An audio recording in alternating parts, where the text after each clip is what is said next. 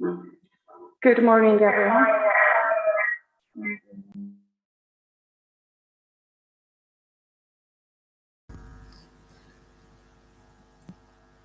Good morning, everyone. Morning. Good morning. Good morning. Yeah. I think there is an echo.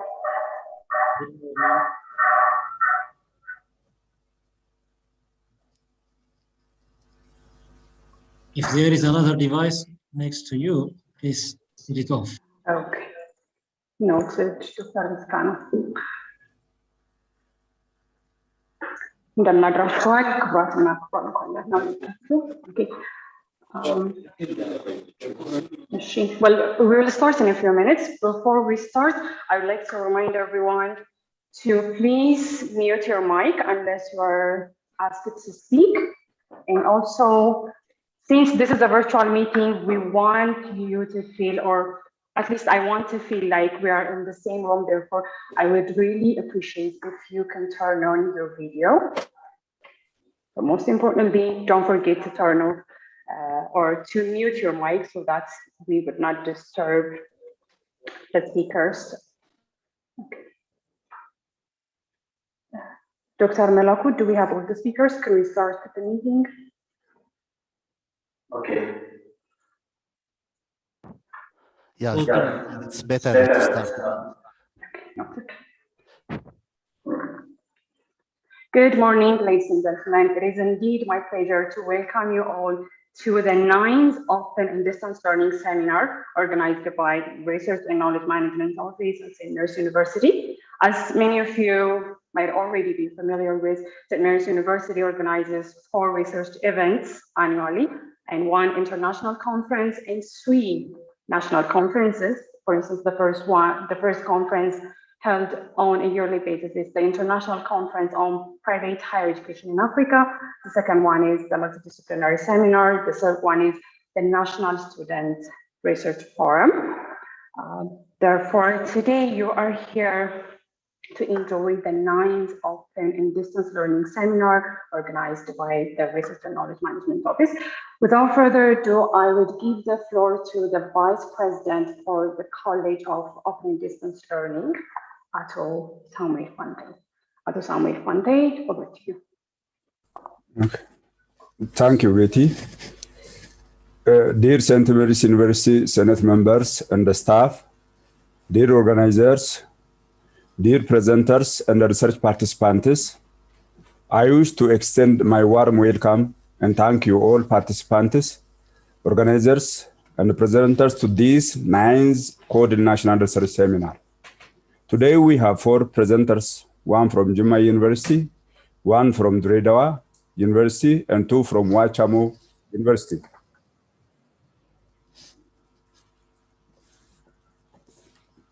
I would like to extend my sincere appreciation to RACMO for organizing the conference to explore research opportunity, sharing knowledge and experiences which are contributed by experts and professionals from different universities.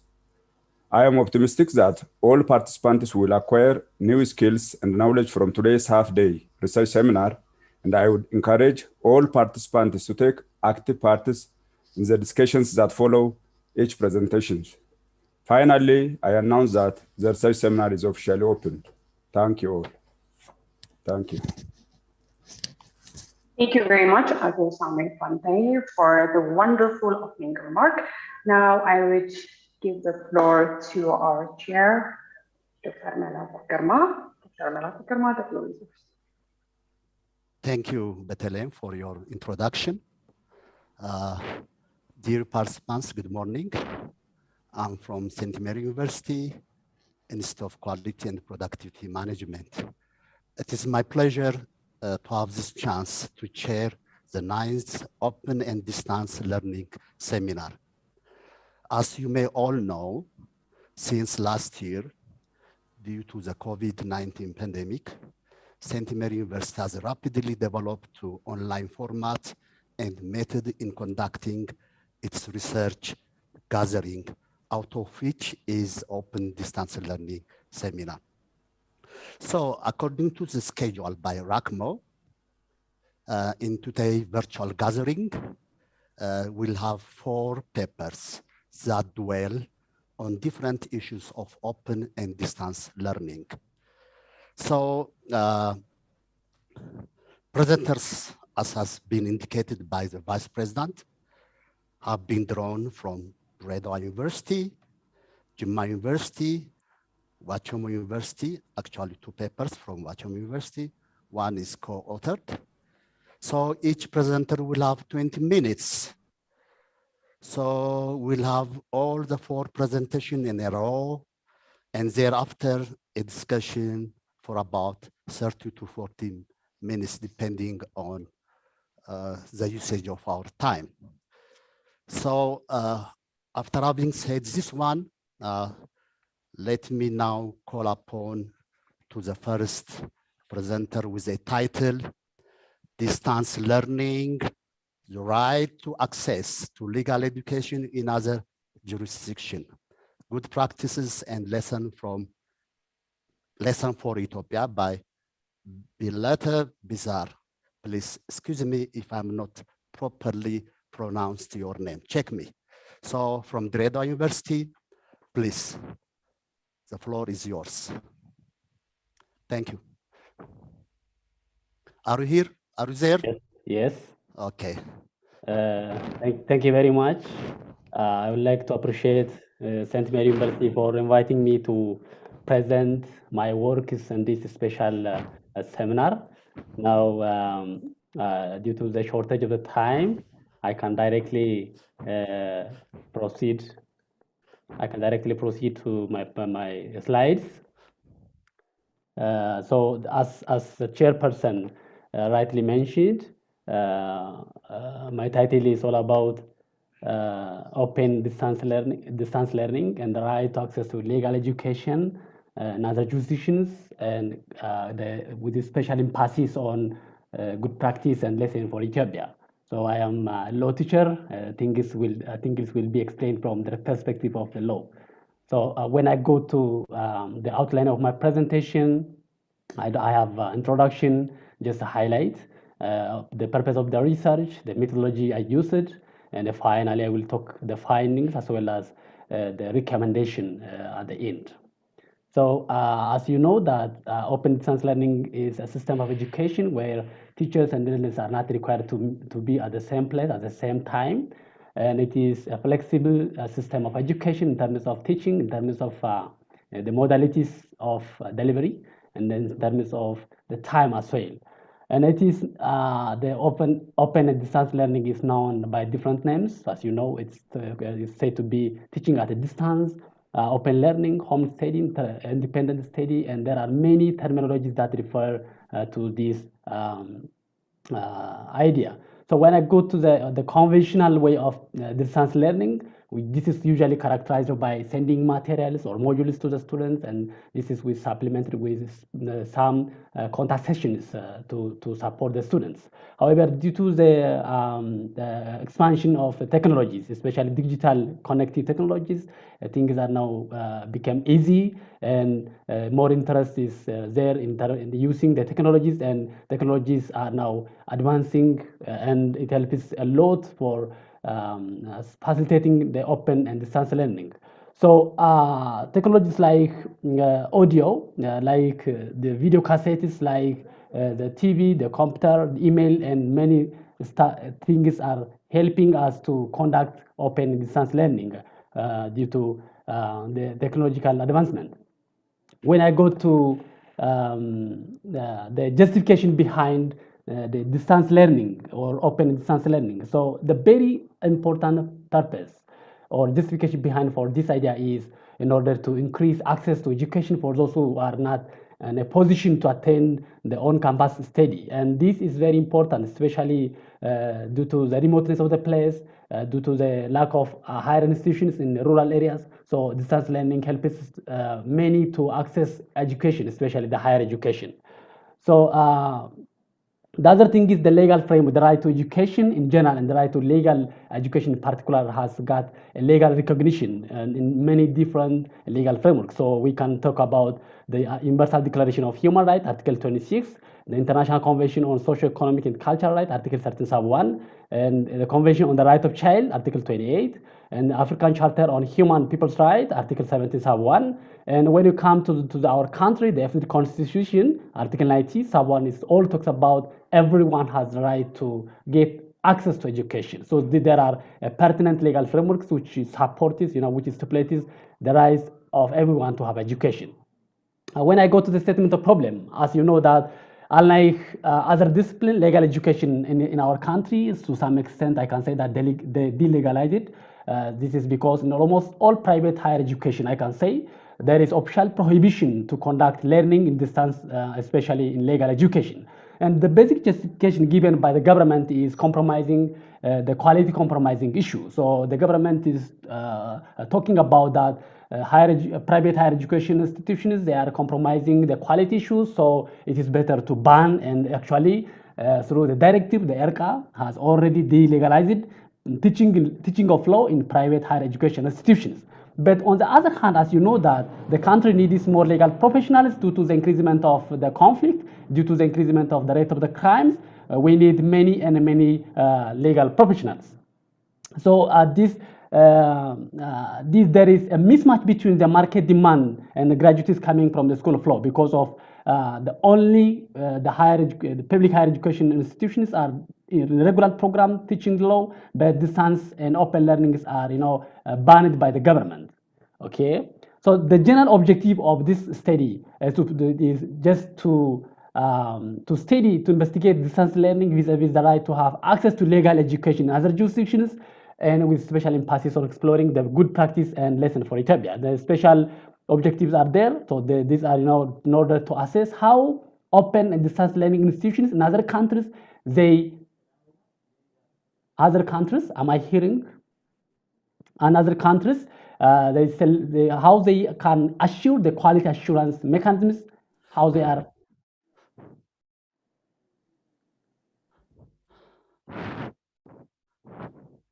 Please. Okay. So what are the quality assurance mechanisms? So these are the special objectives.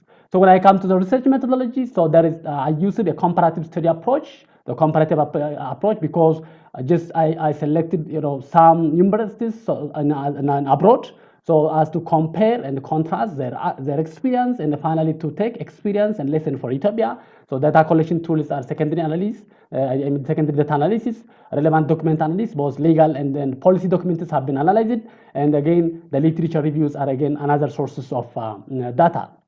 The study design, so it is a case study design. I selected about 4 universities. So how they are teaching law in that universities, what is their experience, what is their best experience that we can share for our country. These are the 4 case studies. This is the study design, and the sampling technique that I used is a purposive sampling due to the universities, due to the country's universities using the massive using of the open distance learning approach. So that the data finally collected data were analyzed by using qualitative comparative analysis. Okay, when I go to the limitation, there are limitations. So my study is statistically, related to the higher education institution. It has nothing to do with elementary education institution. And the major limitation of the study are that lack of nationwide total number of people demanding high legal education. So I don't have such kind of things. And it didn't gather data from law schools, public institutions they don't using the distance learning program. So such kind of experience is not mentioned in my paper.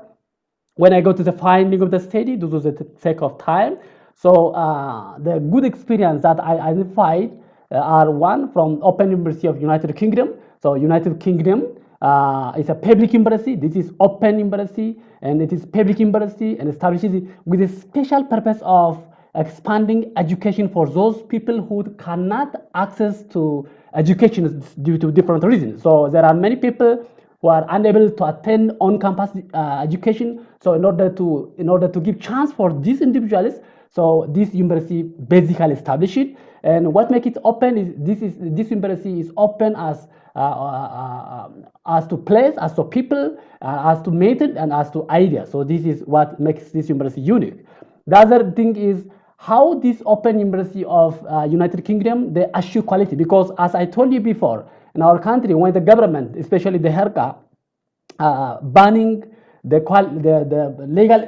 legal education in private higher institution, basically the government underlined the fact that they are not working to ensure the quality, rather they are seeking the profits. So this is the official legal document, because the directive is only underlining the fact that quality is not ensured in private higher institutions. So what is the experience of other countries is not banning of the open and distance learning centers, rather they especially emphasis on having many procedures so as to ensure the quality of education. So in this regard, the Open University of United Kingdom, they have underlined quality assurance policy. They established internal quality assuring, the external auditing committees. They also have quality improving efforts subject to public criticism, and they also have a collaborative practice of course and teaching material development, and they have again a kind of more smooth communication with the academics from the other institutions. So there is again a special way of attracting, rewarding, and committed, talented or instructors.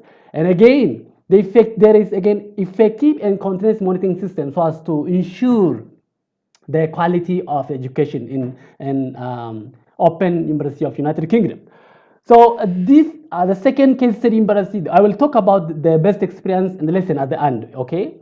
So the second is Open University of Sierra Leone. So this government, the Syria government, especially considered as distance learning is the only viable solution so as to ensure access to higher education. Okay. So higher education cannot be accessed to any individuals in the absence of distance learning education. This is their experience. And the purpose of this university, especially the Open University of Sierra Leone, is in order to ensure education programs, especially for legal literacy programs for the public. Okay, so after assessing this whole thing, the university originally dedicated to launch this Open University. So this Open University, by the way, when I talk about Open Universities, so these universities are primarily intended with the purpose of giving education through distance program. What makes them open is that it is only intended to give education for them. So how the Sierra Leone Open University of Sierra Leone, they work towards the quality assurance mechanisms. So they have their own different ways of assuring quality. For instance, they implemented projects. They also talked about develop the quality assurance evaluation criteria, prepared performance using standards, and again other extra steps so as to seriously assure quality matters. So what makes the Open University of Sierra Leone different from our country is that they more emphasize on quality assurance factors rather than banning or delegalizing the centers teaching law. Okay.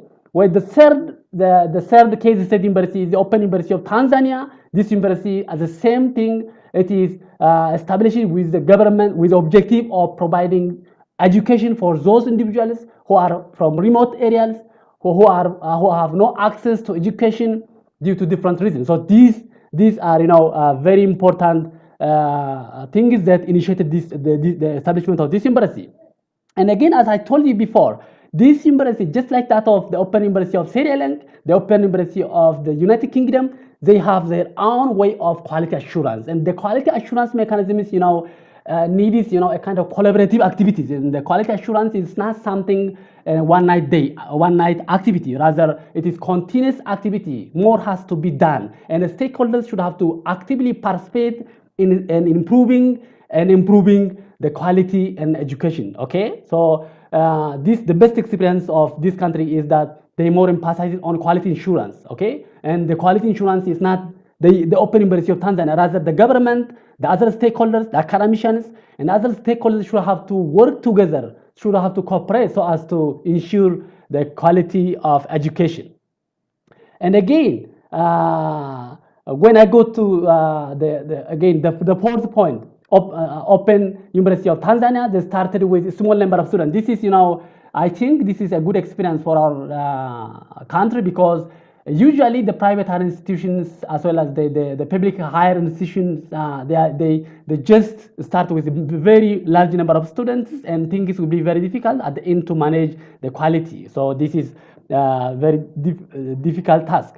And the last case study university is Vermont Private Law School. This is private law schools, just like of that of the other law schools in our country, and they criticized it for many years because of the fact that this school cannot impact the society, cannot access education to the society. And lastly, the university identified that through the distance learning program, the school became able to affect students from very remote areas, and it is a very specialization area is area of environmental law. So this is law school, and which has more to do with teaching of law, and this private institution, it has been allowed to teach law, but with special emphasis on quality matters. And what makes this private law school different is that this university repeatedly shared experience from other institutions. So how they can assure quality issues. So this is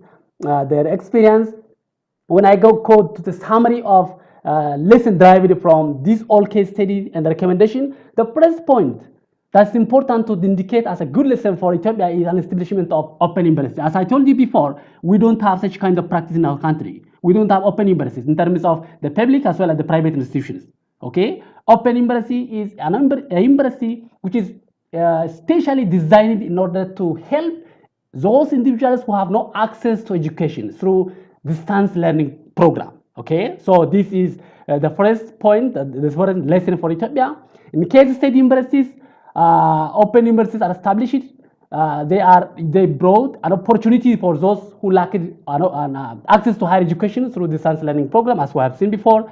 And other case studies that I listed before, open distance learning was considered as a viable solution to increasing educational demand. As you know that the number of population is increasing, and in our country, the public higher institutions have limited intake capacity. We do have shortage of human power. We do have financial problems. Due to this, access to higher education is limited for individuals. So in other countries, that is very important. And lastly, the quality assurance measures were seriously taken and brought. Dear presenter, you are remaining with 5 minutes. Okay, I'm finishing. Okay, so the other one is ensuring quality of education is not the only responsibility of open and distance learning institution. Rather, all stakeholders, I told you before, all stakeholders, the governments, academicians, other engagement is vital so as to ensure the quality of education. The private as well as public higher education institutions are teaching law, but they seriously consider the quality issues. Therefore, the researcher, as a suggestion, as a recommendation, suggests that giving due consideration for quality controlling and assuring systems is advisable, both in private as well as public institution, but open universities should have to be established in our country, because we have many members of the population who are lacking access to legal education. Okay.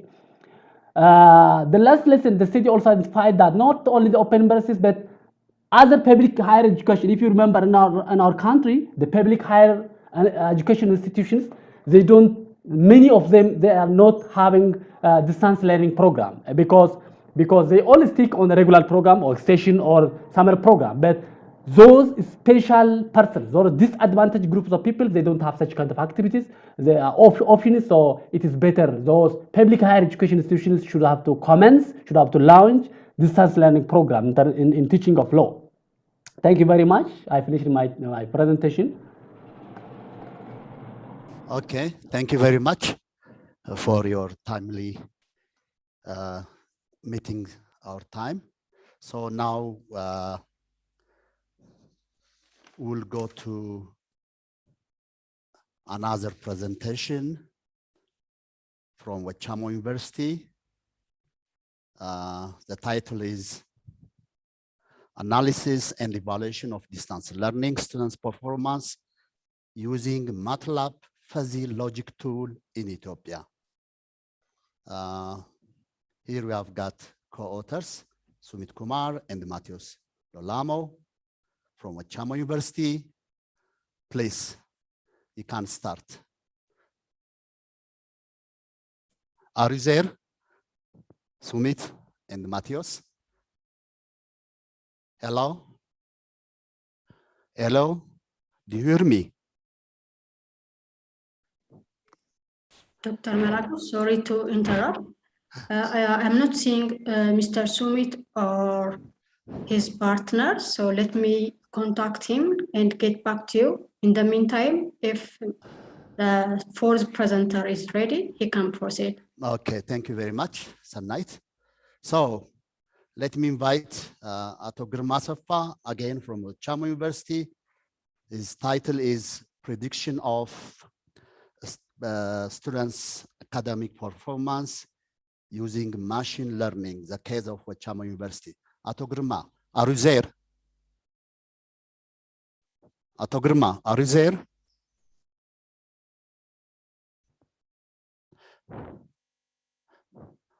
Ato Girma.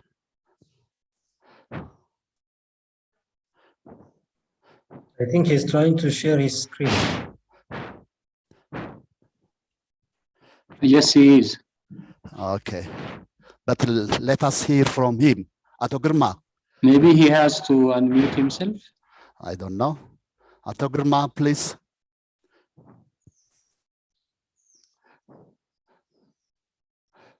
Betty, would you like to unmute him, please? The host, can you do that? Yeah. His mic is unmuted. Ato Girma, can you please try to speak?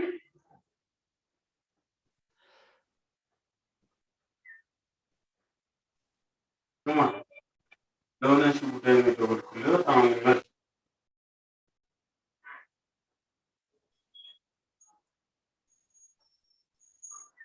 Ato Girma, if you are speaking, we can hear you.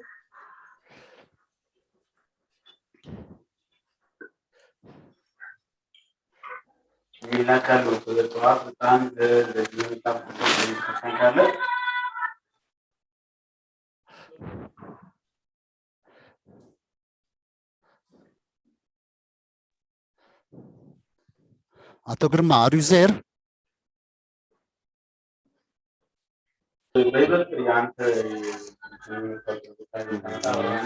They're on the screen.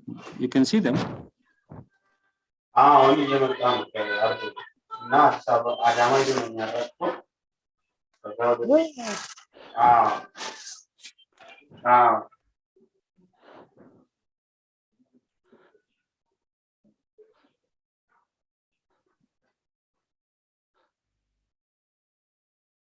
Sanait, maybe you have to call him. There must be something wrong because we could see them on the screen.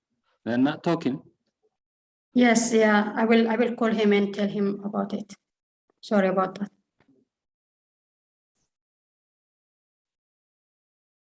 Must be the connection, perhaps.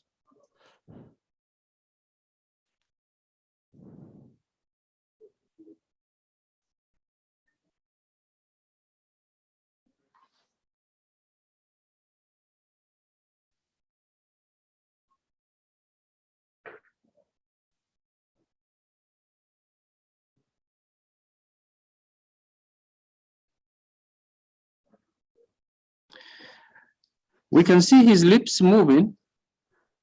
Yeah, maybe he's talking. Yeah, Dr. Wenderson, I don't think his mic is working. I think his colleague is trying to help him in fixing his mic.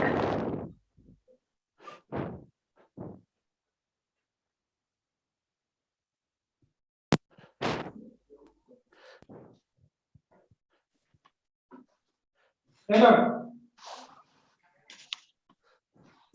Okay. So let us make a discussion on the first. Hello? Hello? We can hear you, Ricardo. Yes. Yeah. Is that Rebel? Yeah, we can hear you. Okay, okay. Now, come. Sumit is also Sumit. Kumar is also back. Sorry, Okay, actually, there thank- was interruption, so I Yes, come back. Sumit is back. Please, let us make it through the chairperson, okay? So I think Sumit and Matthias, are you there? Are you there? Yes, sir. Yes, sir. Okay, can you continue? Your title is Analysis and Evaluation of Distance Learning Students' Performance using MATLAB Fuzzy Logic Tool in Ethiopia. Am I correct? Yes, yes, sir. Yes, Okay, sir. so you have got 20 minutes. Please continue. Yes, thank you, sir. Okay. Please continue. Share your slide.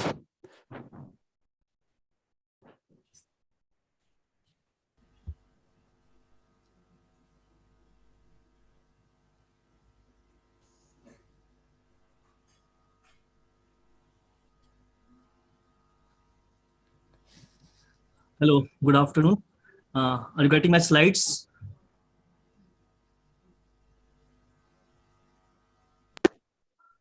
Hello. Yes. Yes, continue, please. Yes, yes, yes, Continue, please. yes, yes.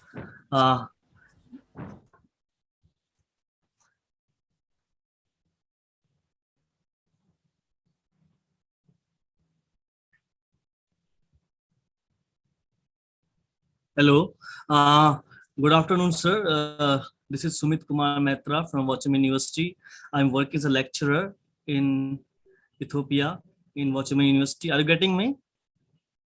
Are you getting my voice? Yes. Yes, please continue. Continue, please. Thank you very much. Thank you very Okay. much. So I welcome to all of you and give me a great chance to present my paper. I'm right now in India, so there is some power issues here. So that's why, because it's a rainy season here.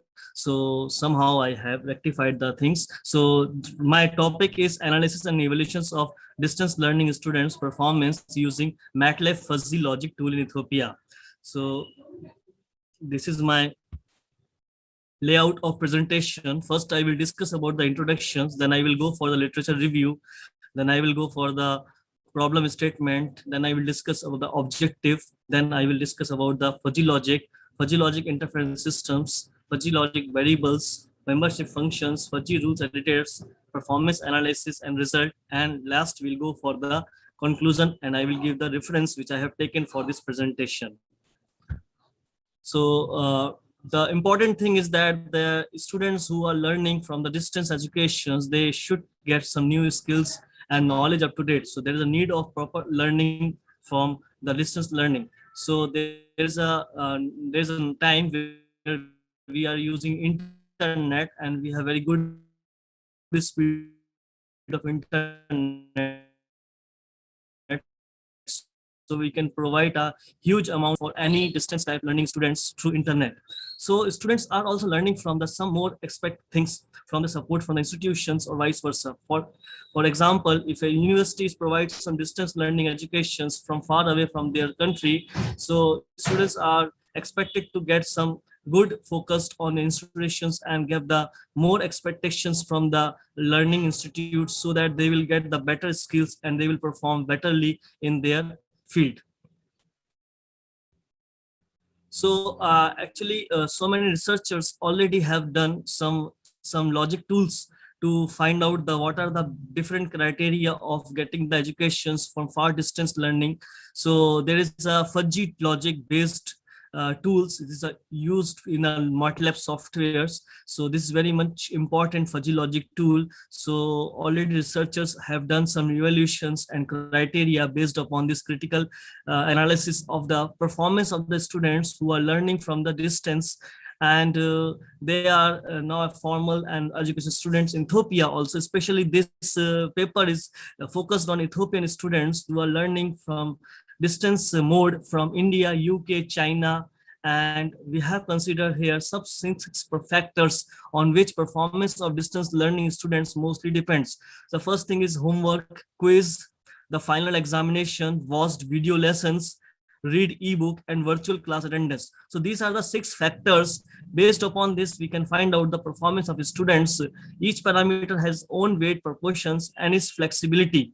So the fuzzy logic tool, which is used by MATLAB tools, and it is designed to find out the education performance of the students correctly, and percentage that are used for weight proportion that is recommended by any Ethiopian University distance learning department in Addis Ababa. So this paper is considered based upon the Addis Ababa University, where the students are learning from the far distance modes. So I have physically met to the students and the Addis Ababa University peoples who are, some students are having some learning distance mode from IGNU. This is the IGNU is an Indian university which is also provide the distance learning.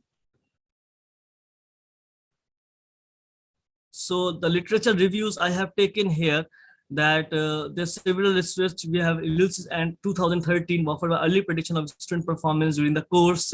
I have also gone through some Yadav and Singh 2012 developed a new decision-making expert system with fuzzy logic techniques using student progress and ability to contrast with the existing classical methods. I have also gone through some papers of 2006, 2010, and 2004 also. Pirek is that he already done the work for academic years, homeworks and homework assignments, the implements short rules and explain final exams. So this is the problem statement. Distance learning students is depend upon some parameters. Already I mentioned there, some factors are there, so that you have to, evaluations will be done by based upon the performance of student performance. The main focus of this research is analysis and evaluations criteria to be synchronized with effective parameters so that student performance will be improved. The objective is that based upon the MATLAB fuzzy logic tools, I have used here MATLAB fuzzy logic tools, and here I put the input factors of the 6 parameters, and result based upon these rules, I make some performance analysis, and based upon this we can find out the students who are learning. Show some glimpse of the fuzzy logics tools. So fuzzy logic is an approach to computerize based on degree of truth rather than usual. So there's 2 options where we can say the 0 and 1 digitally. So between the 0 and 1, there is a possibility chances it may be increased from 0 and it will be less than 1. So you can say truth or false. So some are is accurate truth, some are accurate false. So there will be some parameters we cannot say is it truth or false. So we can go for the very truth, less truth, medium truth, very false, less false. So this type of logics we have to generate by MATLAB program, and that is range from 0 to 1, or we can say 0 to 100%. So that type of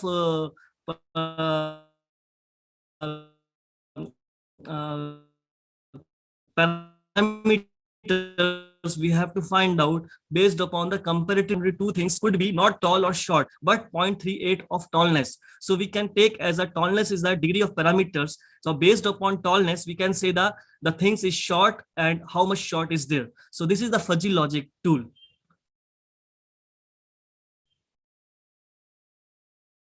So we can see the fuzzy variables for these presentations. I have already told you that I have selected 6 parameters are there. So homework, quiz, final exam, watching video, reading books, virtual attendance. So there is a fuzzy variable. So we can say homework cannot be high, cannot be low. It can be very less, medium, high, very high. So this is the range of the homework. Similarly, quiz also very less, less, medium, high, very high. The point of quiz, this high is that the quality of the quiz, the paper of the quiz, it is very hard, we can say very high. If it is very simple, we can say very less. Similarly, final exam also different categories are there. Very less means the degree of final exam, the level of final exam is very less, or that will reach up to the very high. So these are the different parameters of the final exam we can provide from the students from the distance learning centers, and we can give the criteria of range are there: very less, medium, high, very high. Similarly, watching videos, how much videos the students are learning from their videos. So very less students,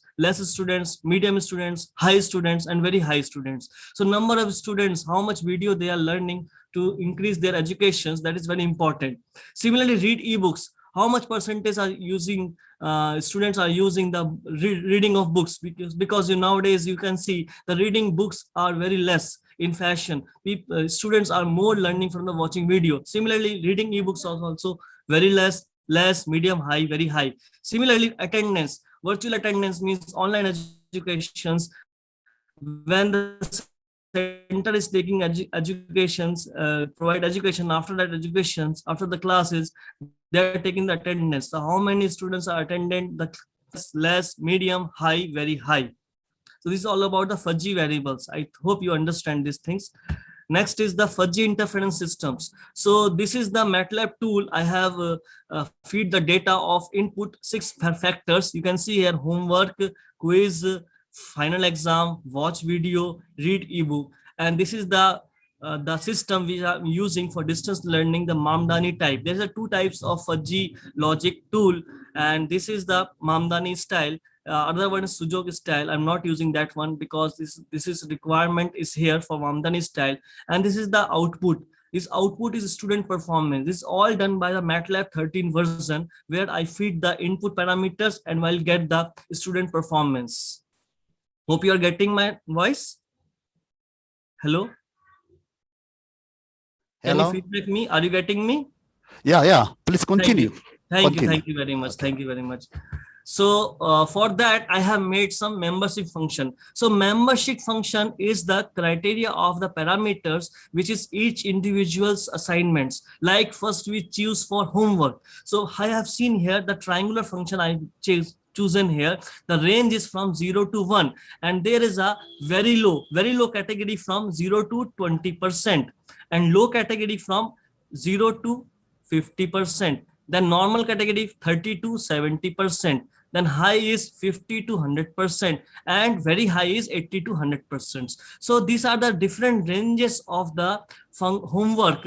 What I have told you, fuzzy variables. So I implemented here, decided their variables according to the homework. Similarly, I have done for quiz also, final exam. This is for one example I have shown you. Similarly for the student performance also. So next slide, I will show you directly this is the one variable I took for homework. Now I will give you for the output variables. So output variables, you can see student performance. Also, you can see here, there is a 5 type of variables are here. The first is the very low, or we can say fail grade side of students, the students who are scoring very less. So we can say very low.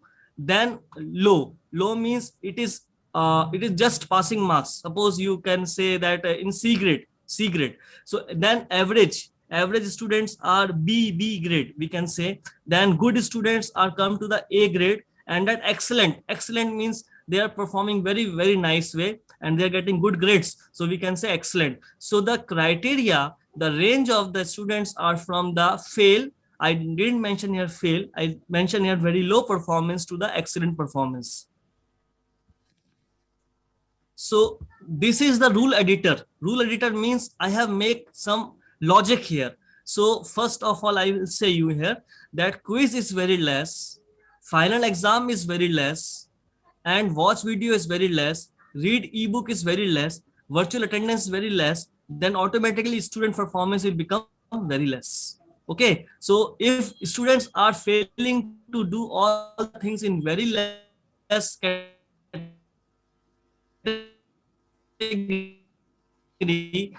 so definitely output will be very less. Its slides will become more than 50. So just I am giving you example one case. Similarly, if I say quiz is less, final exam is less means simple type of final exam, and watch video is more, high, read book is very high, and virtual attendance is very high. So automatically student performance will be very high because they are attending the videos very well, they are reading the ebooks very well, and they are getting the scores in a quiz and final exam also very nice. So automatically they will perform very good grades, and we can consider as an excellent grade. Hope you understand this, my slide. Next is the performance analysis. So after that MATLAB, I run the MATLAB software tool and find out some range from 0 to 100%. Here I cannot mention the file, very big file, but for example, I just explain you in a short. If homework is 85.5%, exam is 77, so it's not visible here. So automatically you seen here, the every criteria is again that fuzzy variables. If everything is very high, the automatically the performance will be very high. So in brief, I will tell you the analysis and result. So here we are going to analyze the result over an example. If homework is 85.5, already I mentioned that in the tools, quiz is 89.9%, exam is 77.8, watch video is 83.5, read ebook is 81.8, and virtual attendance is 77%, and the result is student performance is coming 84. That is good performance. So we can see the mostly things are above the 75% and vary between the 90%. The student is performed very good. So this is the rule number. I didn't mention here because slide will come very high, very much large. So we can see here homework is very high, quiz is very high, final exam is very high, watched video is very high, read ebook is very low. Even though it is low, the virtual attendance is very high, student performance is good. So these are some results I have mentioned by taking some data from the students and I feed in the fuzzy logic. So this is the 3D surface rule. So I can get some graphics of the fuzzy tools. So fuzzy logic I implemented here. So you can see here quiz, there's a 3 criteria. Quiz is there 0 to 100% student performance. So as we see, the quiz is medium. You can see quiz is medium, then student performance also medium. So one example I show you. Similarly, I can take 6 parameters are, it's 6. If we take the probability or we can say commutation permutation, it will be 6 factorial. So that factorial cases graphics I can mention. But because I have time limitation here, slide limitation here. Dear presenter, you are remaining with 5 minutes. Okay, thank you very much. Now I am going for the conclusion. So it appears many scholars did several research with regard to the measurement of student performance, more specific areas, variables, 6 parameters, 6 fuzzy variables. Based upon this, I have analyzed the student's performance, and I'm using here the fuzzy logic tool and evaluating the student's performance. And it is very crucial in scaling these variables to get the result of the research. This student evaluation is done by using Addis Ababa University students. However, this method has some own limitation because it's only caters for the single subject. I have taken only one subject. So if I take more subjects, the research will become very wide. For exam, for analysis purpose, for MATLAB implementation purpose, I took only one subject. So we will attempt to create an approach that accommodates multiple subjects in the futures. So this is all about the conclusion part. So these are the references I have taken. So you can see there is a limited references I have taken. I already discussed in this review. So this is all about my presentation. I hope you understand. Thank you very much. Okay, thank you, Mr. Matra, for your presentation. So we'll have discussion later on, so that many questions may raise in this regard, because it seems it is a new idea in regard to measuring students' performance in open distance learning. So thank you very much. Now we proceed. I don't know, maybe Sanait can help you. Is Girma Safai present? Yes, I think Girma is with us. He can proceed with the presentation. Okay, Mr. Girma, welcome. Please, your title is Prediction of Students' Academic Performance Using Machine Learning, the case of Wachomo University. Girma, are you there?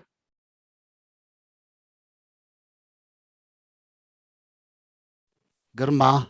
Yes, yes. Please continue. You are hearing my sound? Yes, we can hear you. Please continue. You have got 20 minutes. You have got 20 minutes. Try to budget your time. Okay. Sorry for interruption for the... No, that's okay.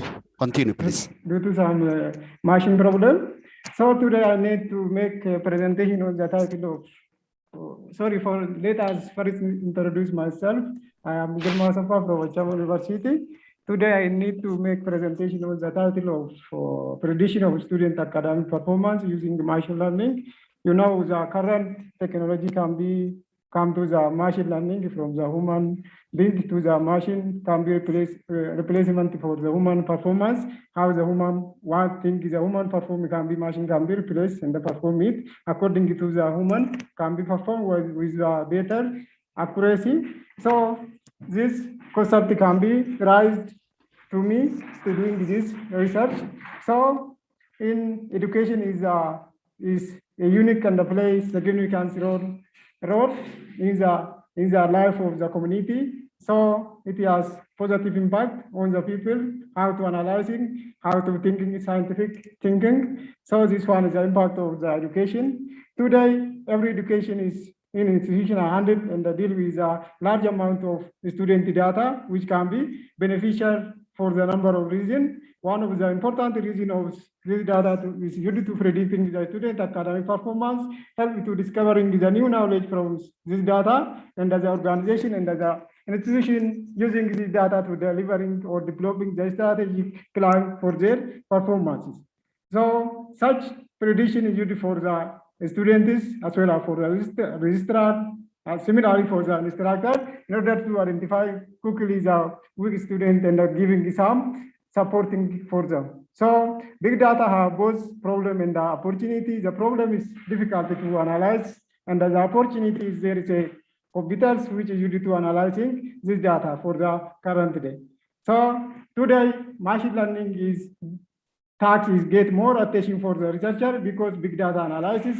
When we see in the Chaman University, data is increasing day to day because of the staff can increasing, the student can increasing, the course load is increasing. But the main challenge of this organization of to analyzing the data using the method of outdated method means traditional means. Due to this problem, the researcher can be motivated to using as an information technology professional. The researcher can be motivated to integrating this data and solving this problem by using the machine learning and integrating machine learning with the education data in order to analyzing and solving this problem.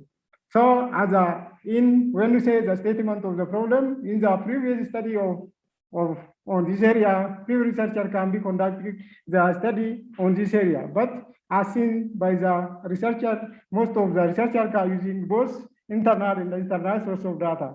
Some researchers using external source of data, such as family-related data, economic-related data, as well as academic-related data, such as academic performance of the student, the grade of the student, the assignment, test, and the quiz of the performance of the student, and developing the model for both one for the internal data, the others using the internal data source.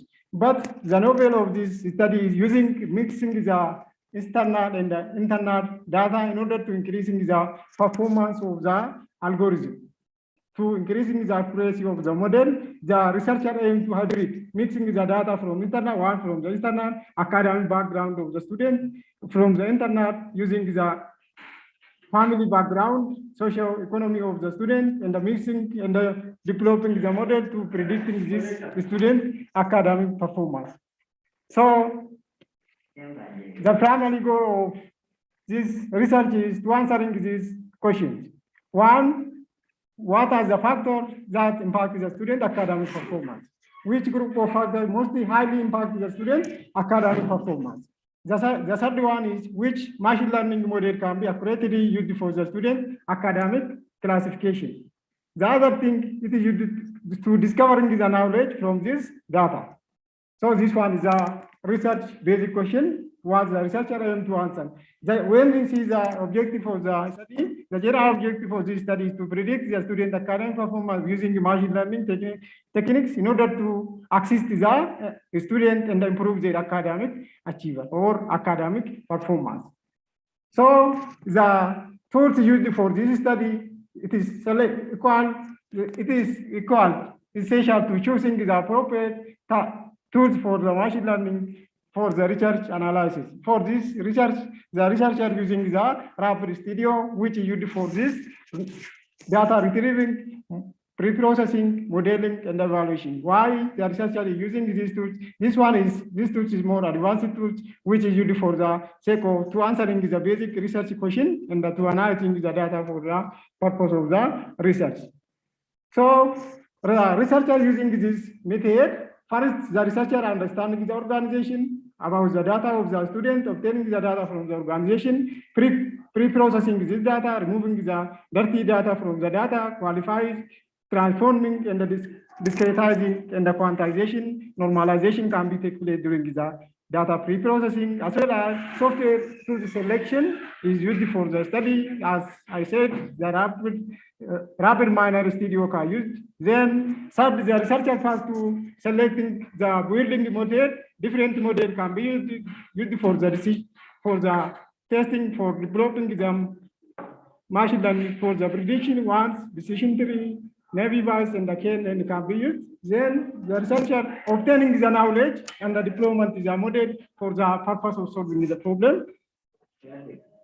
The result of the study, according to the finding of the result, the researcher can be getting the accurate result. Maybe from the decision tree, the researcher can got 84.34, from NB 81.3, from K, and then the researcher can get 100% accuracy from the performance. Similarly, when we comparing this model, KNN can be producing the high result, which is highly recommended to perform the student academic performance. So the researcher can be more recommended based on the accuracy level. When we are giving the data for the machine learning algorithm, the machine can be trained, then producing the accurate result. Based on this one, maybe KNN can be recommended to make use for the new registered student to get their knowledge on their future academic performance. So the researcher compare the results. When you see the factor which is highly impact the student academic performance, the researcher can be comparing three things. One, the data which is obtained from the internal source of the data, academic or internal data. When you say the academic related data, is the accuracy, the external data, non-academic related data, family background, maybe the student coming from some area, maybe the student family background, maybe the student academic, the family background. Then the researcher can mixing these two data. One internal data, the second one is external data. Then the researcher can calculate the accuracy by using the decision tree model, maybe internal data can producing 80%.56. The external data, non-academic data, 72%, as well as the mixed data, 84%. So when we comparing this model, the mixed data can be highly produce the accuracy. When you see the accuracy, when you mention better than this one, why the researcher aim is to producing the accuracy of the model, the machine learning model, by mixing both data. So this one is the result when you see the factor which the group of factors which is affecting the student academic performance. So the result, when as we compare the accuracy of the different algorithms, the KNN can be producing high accuracy, which is 100% accuracy, which is to producing to predicting the academic performance of the student, as well as to recommend it for the organization as they giving the special assistance for the student for the future, as well as for the new student for the future to giving the special assistance for them. So this one is, as conclusion, the researcher can be being done on the factual and the model data. For the analysis, we have concluded that KNN can be producing the result for the data than decision tree and the KNN. So the researcher can be collecting the data from the organization, from the registrar. As concluded, the data can be obtained from both organization as well as from the students. Then the data can be giving the data machine learning models. Then the machine can be trained, and the researcher can using this to make training and developing different models, comparing this model, selecting the best model. When the researcher made the model, the selection, the KNN can be produced the best result better than the others. So thank you for your attention. If you have times. If you have questions, you will come. This is the end of my presentation. Thank you very much. Thank you, Ato Girma. Now we'll move to the last but not the least present paper that is by Yared. Ato Yared, are you there? Ato Yared, are you there? Yared from Jimma University. Yes, are you ready? Yes. Are you ready? Yes, I am ready. Okay, thank you. Your title is Facebook Usage Experience of Postgraduate Diploma in Teaching PGTT Students in Jimma University. So you can start. You have got 30 minutes. Okay.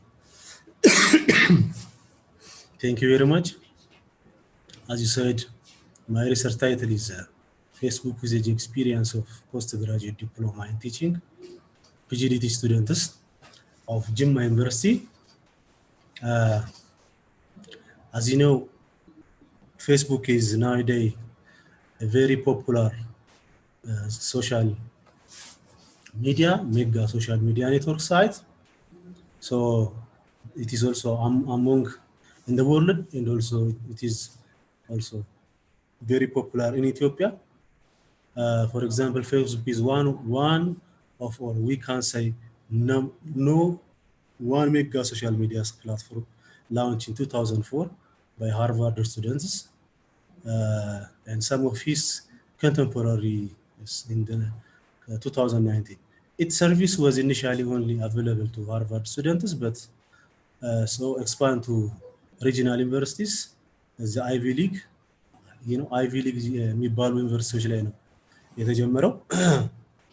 Further colleges become opening up to high school students and global users age from 13 ጀምሮ ያሉት መጠቀም የጀመሩበት ነው. So there are several ways for users to communicate with one another on Facebook. Users can send private message to another individual. This capacity is similar to emailing, except that message may only be sent to one recipient at a time. And message can be sent to any users even if the sender does not know the recipient. This is also another nature or feature of Facebook. Facebook user can comment on their friend's message, photographs, and videos. And a user can also use a poke function to indicate an intent or desire to speak to any Facebook users. This can be also considered as a Facebook feature. Facebook is basically on an online network site in which users can share thoughts, ideas, pictures, and other content with friends and family members, and to connect with other former and new friends, making the platform very popular with university students. About 2.45 billion monthly active users of the third quarter of the 19 even የ19 data ብንወስድ 2.45 billion monthly active users የተመዘገቡበት ሜጋ ሶሻል ሚዲያ ኔትወርክ ሳይት ነው ፌስቡክ። Thus, scholars have sought to understand what motivates users to go on Facebook. An enlightened stream of research that has already unearthed so much, but has taken for granted the question of what is that users actually experiencing on Facebook. Studies have mapped out several users and gratifications that motivates people to use Facebook, and these efforts have resulted in numerous typological motivations. For instance, found the three dimensions of need satisfied by social network sites: the need for diversion and entertainment, the need for parasocialization. People are used to connect beyond their sphere of beyond their physical boundary. ሌላ ወጣ ያለ ሶሻል ኔትወርክ parasocialization የሚለውን ፍለጋ ሪሌሽንሺፕ ፍለጋ ይጠቀሙታል ነው። then they need for identifying construction ራስን ማስተዋወቂያነት ይፈልጉታል። so also identified 5 themes explaining the use of social network site: efficient communication, convenient communication, curiosity about others, seek for popularity, relationship formation and reinforcement is one of some of the motives behind using this mega social media network sites. And some other scholars also found that pastime and social information gratification were the most important in predicting frequency of Facebook users. So others also found that self-presentation and self-disclosure motivations are also strong motivators for social media uses. Facebook, however, is a toolkit of different uses that ranges from passive reading, what others use posting different type of contents, texts, photos, and even videos. Therefore, these streams of research explain what factors lead people to use Facebook, exploring the effect of demographic, attitude, and motivations. However, this failed to address the fundamental question of what Facebook user is about. Therefore, in this study, I try to explore the Facebook usage experience of PhD students in Jimma University.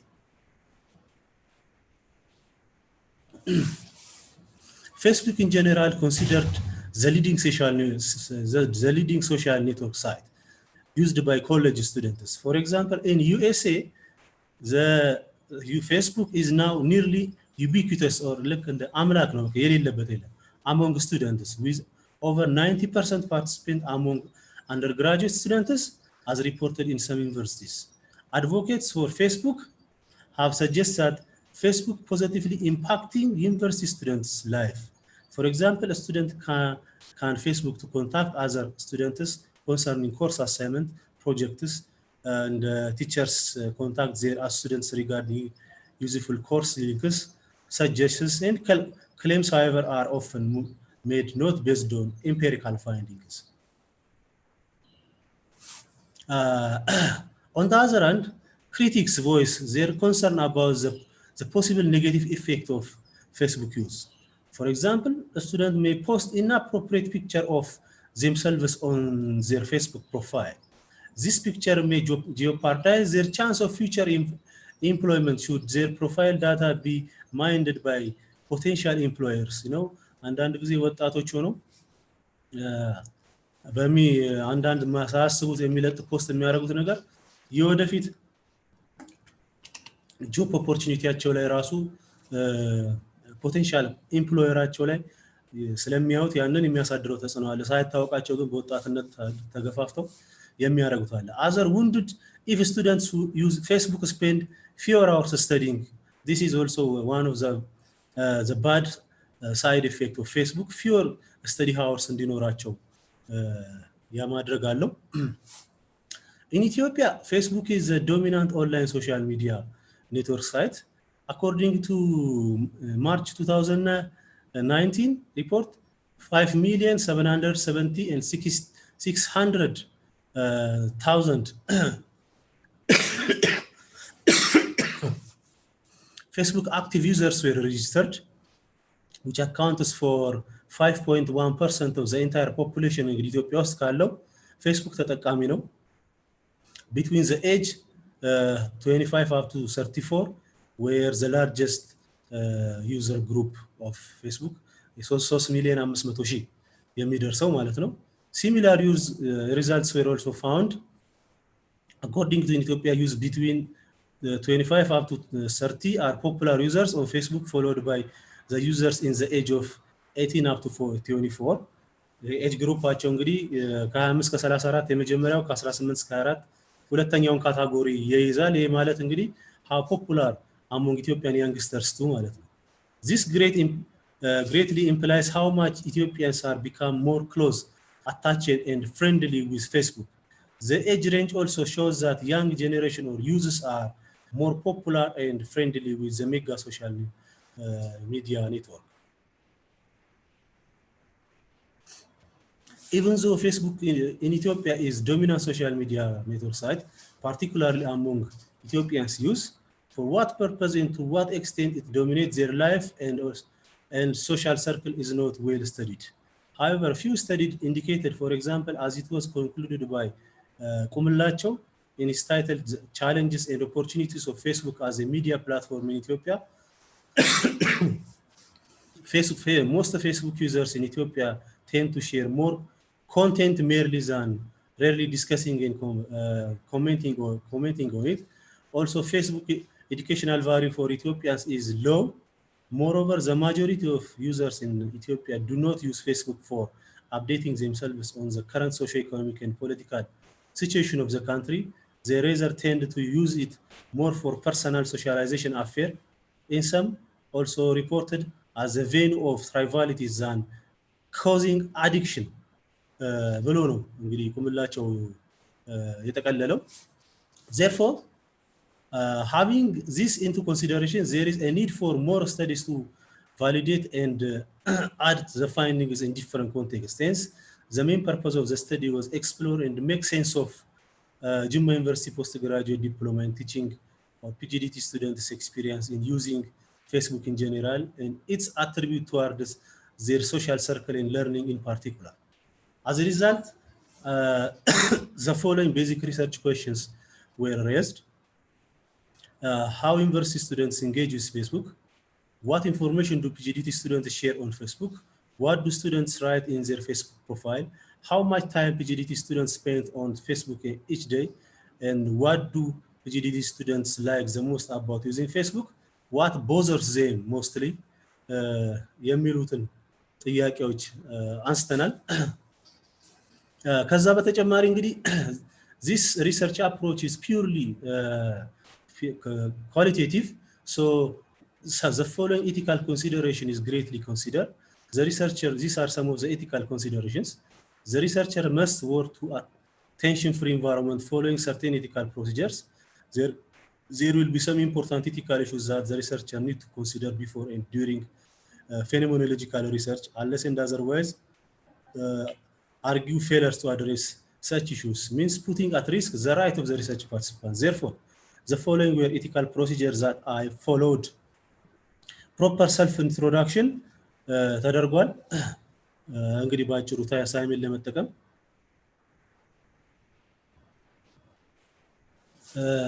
ኢንፎርምድ ኮንሰንትስ ነበረ፣ በፊርማ የተረጋገጠ ኢንፎርምድ ኮንሰንት ነበረ።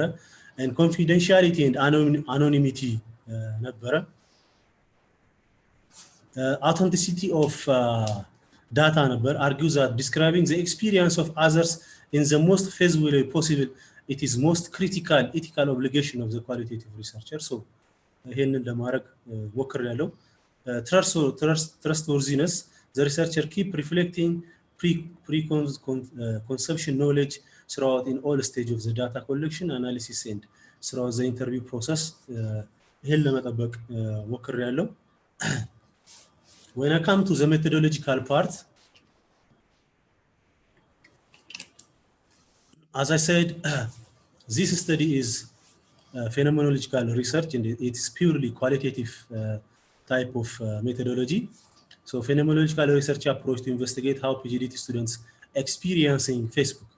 Phenomenology is a philosophy resting on the basic assumption that the only way of knowing is through experience, so that knowledge emerges only out of our experience. Therefore, phenomena are the building block of human science and the base for knowledge. So if you are better understand the reason and implication of Facebook use, we must first understand what is that user's experience when they use Facebook. Indeed, the goal of phenomenology is describing what all participants have in common as they experience the phenomena. In a common ground ላይ focus የምናደርገው ማለት ነው። So phenomenological studies have ranged from describing the experience of two individuals to documenting the common experience of 30 students. እንግዲህ ከሁለት እስከ 30 የሚደርሱ ሰዎችን ነው ማሳተፍ የምትችሉት። ሚኒመም ሪኳየርመንቱ 2 ሰዎች ነው። ማክሲመም ሪኳየርመንቱ 30 ሰዎች ነው። So the description are usually based on in-depth interview and even multiple interview of individuals who have experienced the phenomena and the Crossell አገላለጽ ነው ማለት ነው። So Crossell classified two types of phenomenology as a qualitative methodology: hermeneutic phenomenology and transcendental phenomenology. Hermeneutic phenomenology is interpretive process with the researcher make interpretation. Transcendental phenomenology is focused less on interpretation of the researcher and more on the description of experience of the participants. So for this study, I employed transcendental approach to understand the experience of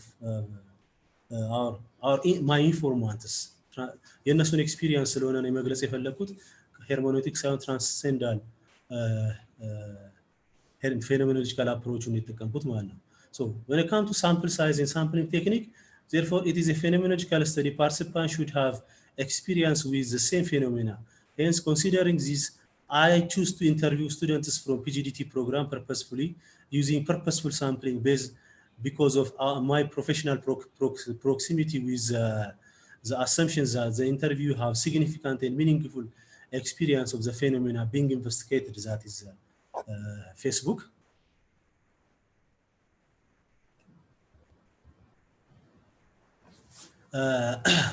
Regarding the sample size, phenomenological samples do not usually have a large number of participants as the data collection process required an in-depth study of human experience.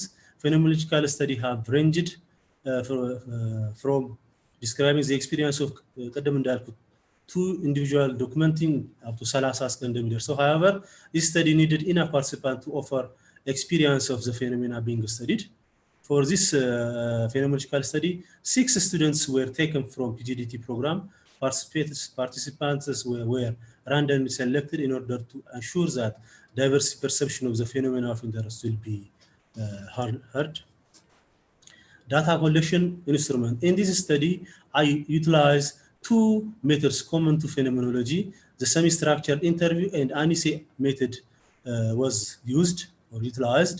Stated that because of the phenomenological goal is uncovering the essence of experience, the interview is usually the main method of gathering data. Data collection procedure.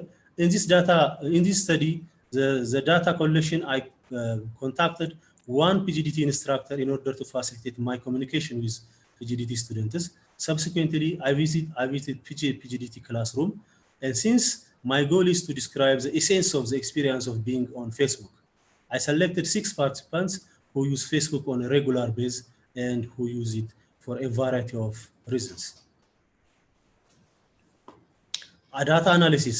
The data analysis following the phenomenological approach.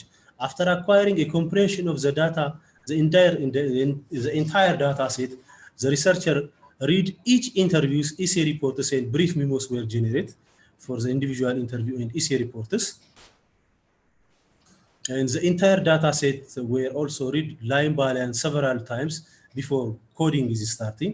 And the first coding was conducted at individual base as to the researcher understanding of the statement given by the interviews concerning the phenomena, and then common codes come out, also unique codes presented, discussed, and give meaning. And the code process continued till no more new information come out about the phenomena or until saturation point reached.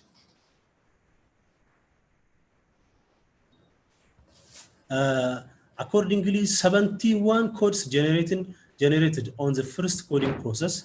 Yared, Yes. you better move fast. You are remaining with 5 minutes. Oh, okay. ጨርሳለሁ, yes. So it is qualitative, a bit descriptive, no? Okay. Okay.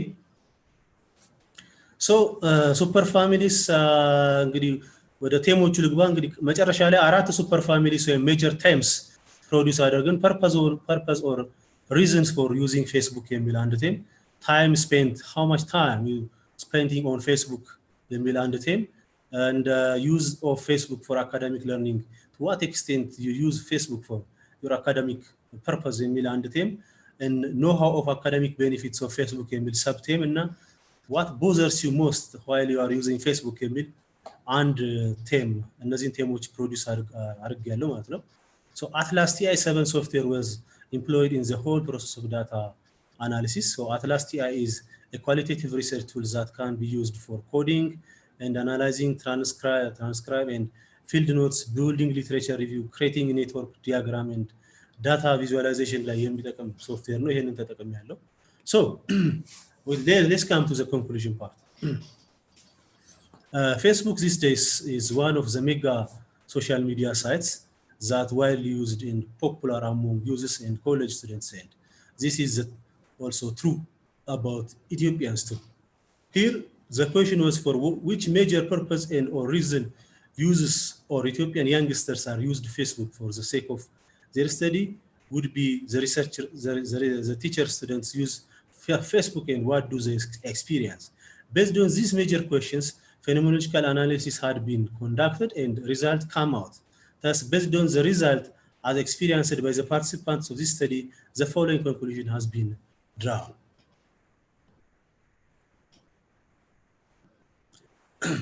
Despite the fact that participants' first experience with Facebook varies after proper introduction with it, they are used it more or less for the same reason that is virtual socialization and entertainment. This is the very purpose that our students use Facebook.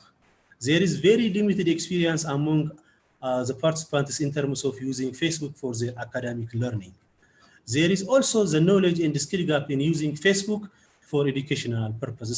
Skill gap, knowledge gap, even Facebook ለትምህርት for the academic purpose እንደሚጠቀም ጭራሽ ኖ ሃው የላቸውም። ኤክሴፕት ምንድነው ያሉኝ ኤክስፒሪየንሳቸው ሰም ሪሊጂየስ የሆኑ ነገሮችን የተወሰኑ ፔጆችን ላይክ በማድረግ ሪሊጂየስ የሆኑ ትምህርቶችን መከታተያ ካልሆነ for the secular education አይጠቅምም ጭራሽ ኖ ሃው የለንም ነው ያሉት።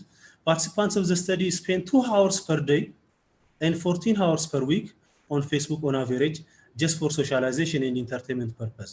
Despite they reflected that they are programmed in using Facebook for 14 hours of the precious for university students can be ignored unless they manage to use it for their academic learning. You know, በቀን 2 ሰዓት ለዛውም በዳታ ከሆነ 2 ሰዓት አቨሬጅ እንጠቀማለን ነው ያሉት። ዋይፋይ ካገኙ ማቆሚያ የለንም አይነት ምላሽ ነው የሰጡኝ። Besides, participants is used to entertain themselves using Facebook. Facebook also exposes them for negative emotions and also worries because of the spread of hate speech through it. ይሄ ደግሞ በጣም የሚያስጨንቃቸው ነገር ነው በእንትን በሚባለው። So, recommendation. In this era of information, social media in general and Facebook as a mega social media network in particular governing the world in many aspects. Therefore, proper administration shall always be a great concern. Accordingly, based on the conclusion drawn from this study, the following recommendation has been suggested. The virtual platform like Facebook can be an effective and optional teaching strategy that help learners in academic gains. So this will be the time we shall start to think out of the traditional face-to-face classroom teaching and learning process to use Facebook as part of education system. Joint effort of school authorities, teachers, students, and ministry is needed to solve the knowledge and skill gap as well as wrong perception about using Facebook for educational purposes. Also, legal ground established about the spread of hate speech using mainstream media or social media network like Facebook. Its execution is not yet bring profound effects, so holistic effort is required. This is actually recommendation for future research, you know.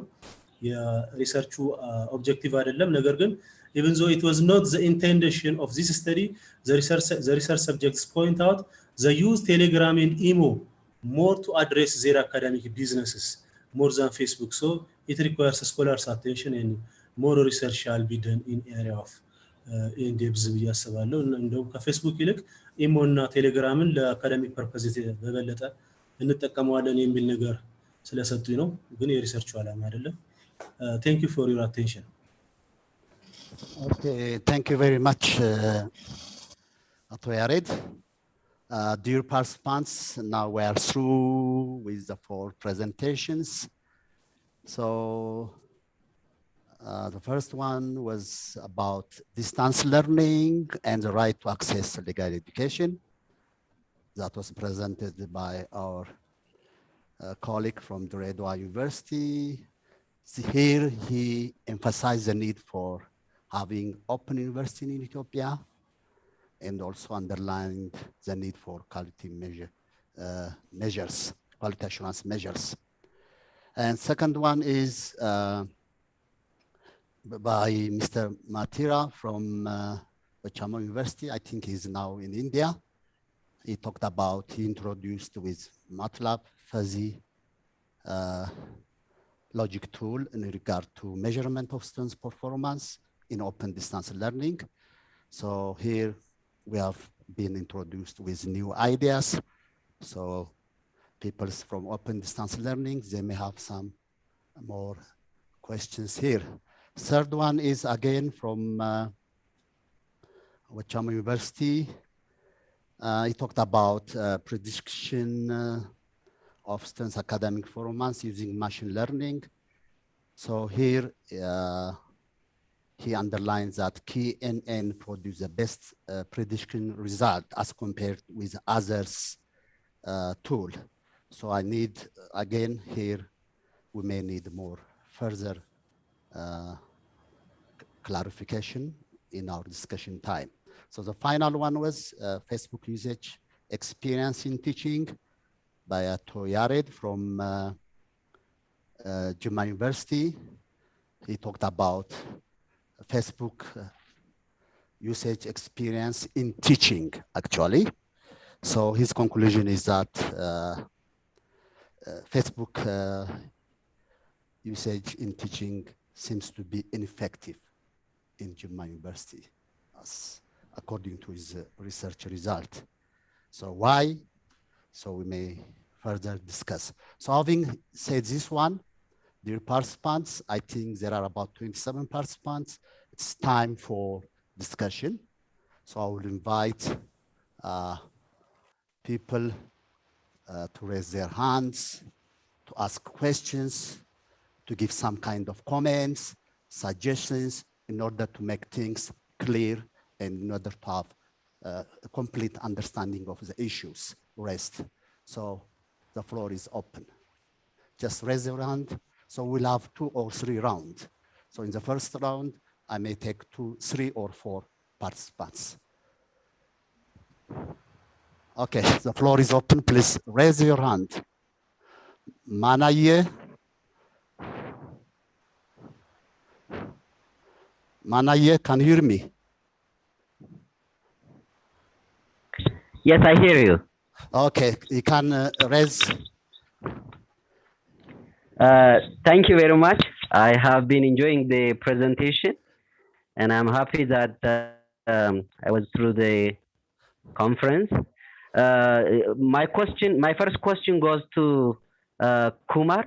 I'm afraid that the parameters that you used are not. I mean, as to my view, you can't justify talking about homework or quiz or so in the case of distance learning may not sound so acceptable. And I just want your clarification in using such parameters, such ways of encoding into your MATLAB or going through further analysis to know much about the distance learning performance. The second question is for Girma Asafa. I was just expecting you to bring us about kind of regression, because you talk about prediction of students' academic performance in using machine learning, and I was actually expecting the more definition of machine learning and so on, because it may just add value to people who are not from information technology or from computer science or so. And I was actually expecting such things, and I would be glad if you talk about the new knowledge and the new normal, and you are just using internal and external data, mixed, etc. These things may just appear to be a kind of jargon and technical. So when we just talk, it should be meant for everyone. And I was expecting you're saying in your results and conclusion. My final question, thank you once again. My final question goes to Yared and his co-author. It's very important to deal with Facebook usage in Facebook usage experience in academic purpose and teaching. I appreciate that, but I was just following and taking note on the research questions, the design, the method that you have used, the qualitative technique, and then after the phenomenological approach that you have used, you have taken the sample size to be 6, and I just recommend, or I would have been in a position of using a kind of descriptive survey or other design to know experience, and then rather than qualitative, the quantitative would have been proper. The question that I want to raise is, do you really think that it is proper to talk about the whole student or the entire student by taking 6 number of respondents? And why do you take PGDT students? Why do you take periodization? It's not proper to use generalization while you are just using purposive sampling and qualitative design, and that external validity is in question. Therefore, I'm afraid that the design that you have used, the sample size and other things, may not just help you to go for generalization, because your research question, the second research question also says that to know the students' Facebook usage or so, if I'm not mistaken. And I'm afraid that the things that you have used, the design, the approach, and even the way that you have brought us on the super families of major themes are not appropriate, and you have skipped to the conclusion rather than helping us to know the result, so that from the result we would have just understood your conclusion. And I would be glad if you tell us if there is any way to talk about the entire student by taking 6 students. And okay, thank you, Manaye. You can generalize accordingly. Thank you okay, very thank much. you, Manaye. Thank you. Dear presenter, please take notes so that he can answer the questions properly. So the next, Dr. Rubishet. Dr. Rubishet. Okay. Okay. Please continue. My question is to be forwarded to Mr. Kumar. Appreciating your presentation, I would like to request you to further explain or give explanation on the Fuji logic part of watching videos and read book. As widely accepted traditional style of assessment mechanism, homework, quiz, and final exams could be easily realized to objectively assess ODL performance in different approaches. That's clear. But how do we watch video? How do watching videos and read book mechanisms be realized to objectively assess ODL performance within the limits or the 5 scales that you have indicated in your research? I thank you very much. Okay, thank you, Dr. Rubishet. Asnaka, do you have any question? Asnaka?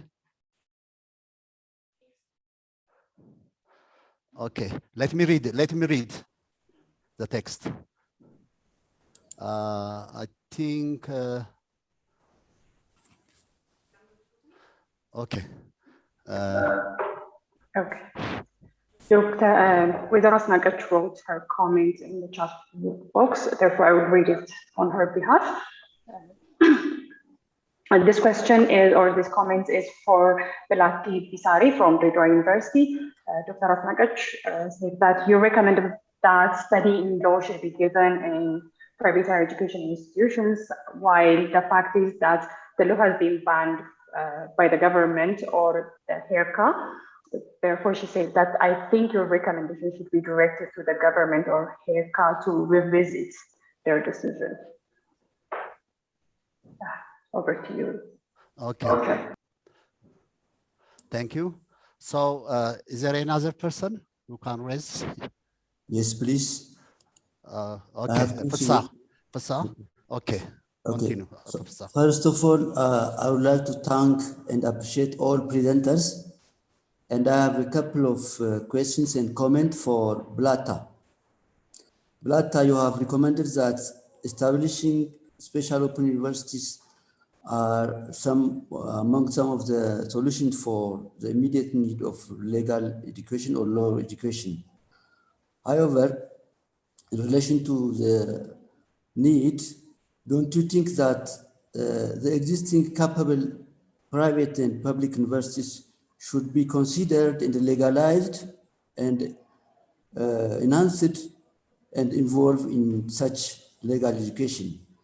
My second comment is the ball is, I think, among the government policy makers and the lawmakers. So why don't you think it's important to recommend or to sensitize them to draw their attention to revise their policy and law in relation to this open and distance learning of law? The other is, I don't know, I did see your purpose of your research purpose. So in relation to the purpose, your recommendation might be qualified or shaped. What is the purpose of your research? Thank you. Okay, thank you very much, Atofisa. So now for the first round, this is enough. Now it's time for reflection. So there are questions for Mr. Kumar, Ato Girma, Ato Yared, Ato Mr. Bellata or Belata. So let me start from Mr. Kumar. Are you there, Mr. Kumar? Yes, sir. Thank you very much, sir, for your questions, for discussion. Okay. Please go ahead. Yeah. Thank you for giving me such an opportunity to discussion, and also I am very much thankful for your comments and your feedbacks. First question raised by Dr. Manaya Adela for me, that how homework and quiz is effective in online educations and in the distance learning mode. So how we fit in MATLAB? I think, am I right, sir? This is your question, Dr. Manaya Adela. Yeah, it's correct. It's about your about your parameters. Okay. Yeah. So what I am thinking, according to me, I have done in a MATLAB fuzzy logic tool, that 13 version. So whatever the homework is given by the distance education institutes, the students, the homework categories are different. Some are very tough homework, some are very less homework, very simple homework. So based upon this variety of homeworks, I feed in the fuzzy logic tool by membership functions. Already I mentioned as slides. Similarly, I have done the quiz also. The complexity of quiz is vary from the very less to very high. So according to that, I fit in the fuzzy logic tool. So mainly in fuzzy logic tool, we are using Mamdani approach, and there is a membership function. So these categories I feed in the input side of this fuzzy tools. Then I will reflect the output student performance. So are you getting satisfied with my answer, sir? Yeah, actually, my question was, is there such a thing known as quiz or so in the case of distance learning? That was my issue, because why do you need to, why don't you use assignment or final exam, and if there is any assessment platform which you know? You are right. You're right.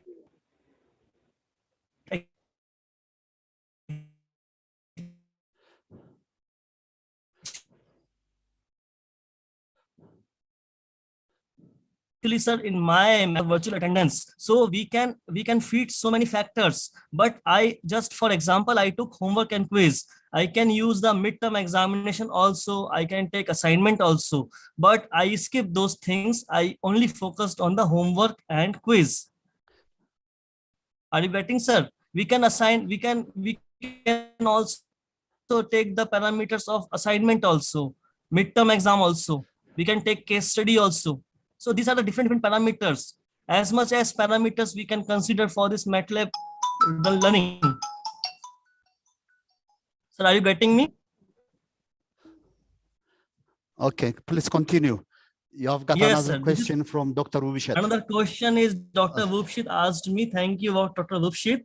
Your question is very good. Watching video and e-reading book. So there is a, you know, that nowadays we have lots of social sites are there. YouTube is there. So students can also learn from the YouTube videos or lecture videos, and also the teachers who are far away from the students in the other centers from countryside, they can send their videos by recording way, and also e-read book by giving some manuals by soft copy. So these also parameters we can feed in the input of the MATLAB fuzzy logic, and we get the student performance. So watch video, those students are watching very less, those students are watching very high, the range is between them. So those students, you know, that audio visual effects is more in the students' performance. So students can learn more from the visual videos.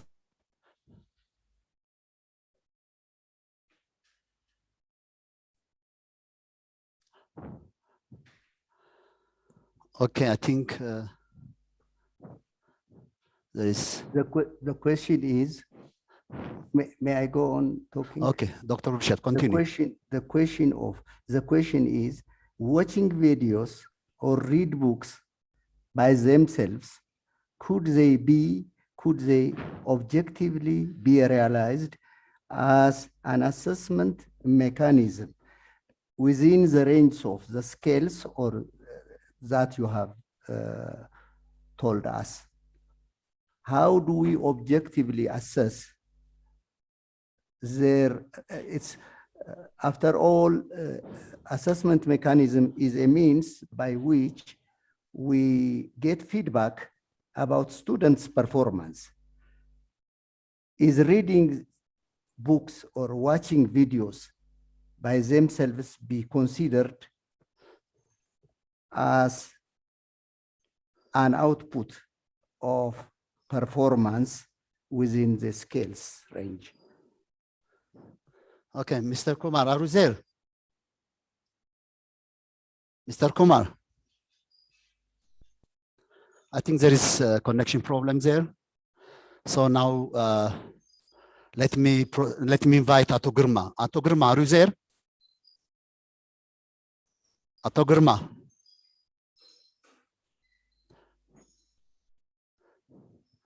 Sanait, do you hear me? Yes, Dr. Malako. Is there any problem in connection? Yes, yes. That Rebel. Who are you, Girma? Ricardo Quarter. Okay, there is a question relating with your analysis. Okay. Raised by Mr. Manaye.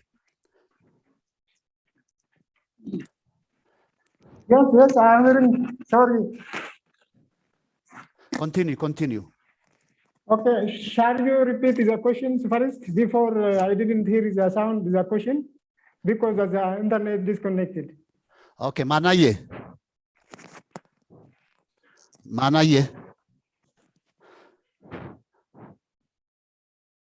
Mr. Manaye.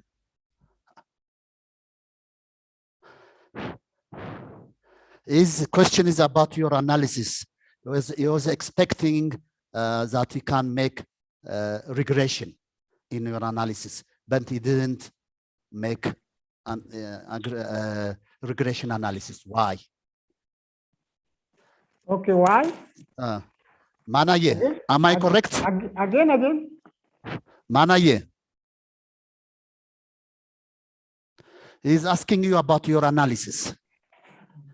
Have you made a regression analysis? Yeah, no, I didn't make. Okay. So he's expecting such kind of analysis. But I need a different analysis method but I didn't select the regression method. Okay, Why tell it us is not about contagious? your analysis method. Tell us about your analysis method. My analysis method is using the data. First, I collecting the data from the student, both from the student and from the registrar, from the database of the students. Then I using the rapid miner to analyzing the data. Then from the analyzing method, I removing this unnecessary data and changing the data from one format to another format for the according to the suitable for the machine learning algorithm. Then I producing I developing the model. I train the model by using the data. Then the model can be different model can be developed based on the data. Okay, Manaye is there. Manaye, are you there? Please come in. Yes, please. Okay. Yeah. Do you hear me? Yes. See, my question was actually, I'm sorry, Dr. Malako, for my technical failure to attend. No problem. My question was, it would have been easier, and would the finding, the results, and other things that you provide us would have been easier if you were in position of using regression. In fact, it may highly depend on other many more factors, but in order for talking about the prediction and other purposes, application that you have used will just guarantee you to talk about prediction while you are talking about the internal, external data and the mixed data. And I personally would love that these jargon or technical things, if these, didn't you think to use regression? That's my point, to be very clear. Thank you. You get me? No. But if I got your question, maybe why are using the internal and internal data for your prediction? But the student performance can be affected not only by the academic, the internal data only. Different researchers can be announced that they are developing the model by using the internal data. But according to the researcher point of view, the performance of the student does not affect only by using the internal data only. There is some environmental factors which are used to affecting the student performance. So the researcher can be recommended to see the factors not only depend on the internal attribute of the student academic performance. Okay, now we will proceed. Ato Yared, are you there? Yared. Yared? Yes, yes. So Atomani has some reservation about your methodology, especially your sample size. What do you say? Okay, thank you very much for your question. Actually, this research was made to fulfill the course requirement for the PhD program, advanced qualitative research. Therefore, in order to fulfill this course requirement, we need to ask to do some qualitative research. So the methodology is predetermined by our teachers, our professors. So I used to qualitative methodology, and I choose phenomenological approach as a methodology. That's why I use phenomenological approach, or I use qualitative approach. So Manaye's question, I think, is why don't you use, for example, such a survey and the like, because the issue is very sensitive issue right now. So in order to reach on some generalization, why don't you focus on some qualitative approach? I mean, quantitative approach. የሚል ይመስለኛል። ሶ በዚህ ምክንያት ነው ኳሊቴቲቭ አፕሮች የተጠቀምኩት። ምንድነው ያው I have had only limited time at the time because it is a course requirement. So we have given a time frame to finish the research. So within that time frame, we use our maximum effort and maximum resource that can be available at hand at that time. So I limited ourselves into 6 students, but it doesn't necessarily mean that these 6 research informants is not enough in qualitative approach, because I think everybody knows qualitative research is very tough, starting from interviewing and your informants, and they transcribe it and reaching some consensuses and find out some meanings from that interviews, because our focus is not on the empirical experiences of our informants, not their perceptions, but sometimes people might tell you their perception, not their empirical experiences. And whatever your interview is taken, for example, አንድ ሰዓት እንኳን ብትወስዱ ፐርሰፕሽናቸውን ነግሯችሁ ከሆነ ቫልዩለስ ነው የሚሆነው እና ቬሪ ታፍ ነበረ ለማለት በዛ ላይ it's not I'm not generalizing it, because this is a qualitative research. I'm not generalizing it, but I like only detailed experiences, detailed empirical experience of my 6 informants about the phenomena of my phenomenon of interest, that is Facebook. So I put in that way. I think that's why I use qualitative approach, and because of the time that I was at the time, I only use 6 participants. I think if I'm addressing your question, thank you. Maybe ይቅርታ ዶክተር መላኩ if I am allowed to speak. Okay, make it very short, please. የኔ ምንድነው የያሬድ እንትን ላይ ኳሊቴቲቭ ዲዛይን ለምን ሆነ ወይም ፌኖሜኖሎጂካል አፕሮች ለምን ሆነ አይደለም፣ ኤክስፒሪየንሱንም as part and parcel of the ኮሚኒቲ እንደዛ እንትን ልትል ይችላል። እኔ ሪዘርቬሽን ምንድነው ለምሳሌ ሳምፕሊንግ እንትኑ ላይ ፐርፐዚቭ ተብሎ እንደገና ራንደምሊ ሴሌክትድ የሚላል ራንደማይዜሽን ስለማላውቅ ነው። ፐርፐዚቭ ሳምፕሊንግ ላይ ሪሰርች ኮስችን ላይ ለምሳሌ ሃውስ ዩኒቨርሲቲ ስቱደንትስ ኢንጌጅ ዊዝ ፌስቡክ የሚል ስላለ እንደዚህ አይነት ጥያቄዎች ከዛ ጋራ ትንሽ እንትን ስላሉኝ ነው እንጂ ስድስት ለምን ሆነ ኳሊቴቲቭ ዲዛይንም ለምን ሆነ አይደለም። ግን የሪሰርች ኮስችኑን ከዛ ደግሞ ራንደማይዜሽን ነገር ስለሰማሁኝ ነው። አመሰግናለሁ። Okay, thank you very much. Now let me invite our colleague from Dredwa University.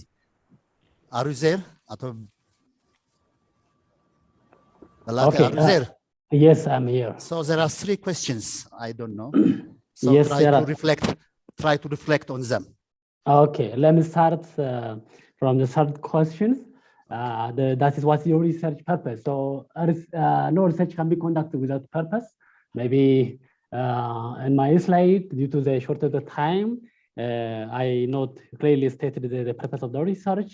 So the main purpose of my research is how to give access to legal education. Because as I mentioned in my presentation time, access to legal education through distance learning program is officially prohibited, and no one can, especially the private higher institutions, are prohibited from teaching of law through distance learning program. And what are the experience of other countries? This is my first research purpose. The second one is how distance learning institutions, they assure quality standards. What kind of measures they are undertaking? And lastly, my purpose of research is what lesson can be derived for Ethiopia? Because I showed you the problem that we have, okay? So these 3 are basically my research purposes. Coming to the first question, in my recommendation, yes, I really stated that we need open distance learning universities, because in my paper, maybe I haven't mentioned in my slide, when I recommend this point, alternatively, I stated 2 points. The first one is that the public higher institutions that we have in our country, they don't conduct distance learning program because we have legal prohibition. Okay, Are you hearing me? Yes, yes. Okay. So because the government, due to the quality compromising concern, legally prohibited private higher institution not to conduct teaching of law through distance learning program. The basic reason provided by the government is quality and compromising issue. Let alone the private higher institution, the public higher institutions, the universities. We do have more than 33 universities teaching of law in a regular program, but I am not sure how much universities are teaching of law, are teaching law through distance learning program. It means that the prohibition provided by the law, specifically to private higher education institutions, is again applicable to public institutions, because if they are not giving access to legal education through open and distance learning program, because as I mentioned that this open distance learning is basically designed with the purpose of giving access to those disadvantaged groups of the people. They have no option. Okay, so this is alternatively, the first thing, if the government should have to revise the policy, yes. Revising the policy should be in terms of enhancing the private higher education institutions to allow teaching of law, okay, by considering quality issues, because quality should not be compromised. The quality compromising issue has a significant effect on the country's socioeconomic development of the country, where I believe this thing. But if that's not possible, or if the government is not willing to allow the private as well as the public institutions to conduct teaching of law through distance learning program, I alternatively recommended that there must be separately designed open universities. That's just the experience of United Kingdom, just the experience of the Tanzania, just the experience of Sri Lanka. They have open universities specifically designed to help those individuals who have no option, no opportunity to access higher education. So my recommendation is this thing, and the policy revision is my highest point. The government should have, especially the higher education relevance and quality assurance agency, should have to revise about the policy. So by the solution could not be banning of law teaching in distance learning program. Rather, the solution should have to be how those institutions can enhance their distance learning, the quality of their education. The quality of education by itself is not only the responsibility of those private institutions teaching of law. Rather, the government himself, the government itself, the other academicians, the other concerned stakeholders should have to participate in enhancing quality assurance measures. This is my point. Thank you very much. Thank you very much. Mr. Kumar, anything? You raised your hand. Anything to add or subtract? Mr. Kumar, are you there? Okay, if not, now let's go to the second round. This time we need new faces. Okay. Mr. Kumar, are you there? Yeah, I'm here. So anything to add? Anything to add? Actually, I didn't complete. I think there was a okay. Try to complete. Try to complete. So I already gave the answers for Dr. Bukshid and Manaya Abdullah. So about that question is that performance, e-read booking, e-read book learning and watch video, I already mentioned. So hope you understand my answers. If anything you're not getting from that answers, please ask me again. Any discussion? Okay, thank you. So we'll have a second round. Okay, fine. Okay. So this time we need new faces. Please raise your hand and forward your questions or recommendations or anything to clear ideas, but make it very short and to the point. Sanait. Thank you, Dr. Malaku. I have one follow-up question, what Blatte has already responded. In your study, you also saw the experience of other universities like Tanzania and the UK, university in UK. And my question is, what kind of quality assurance mechanisms this university have in place to ensure, the legal education system, the quality of legal education in distance and open learning? This is my question. Thank you very much. Thank you, Sanait. Another person? Another person?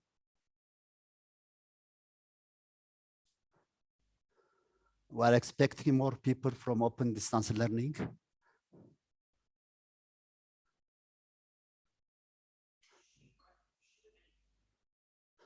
Please.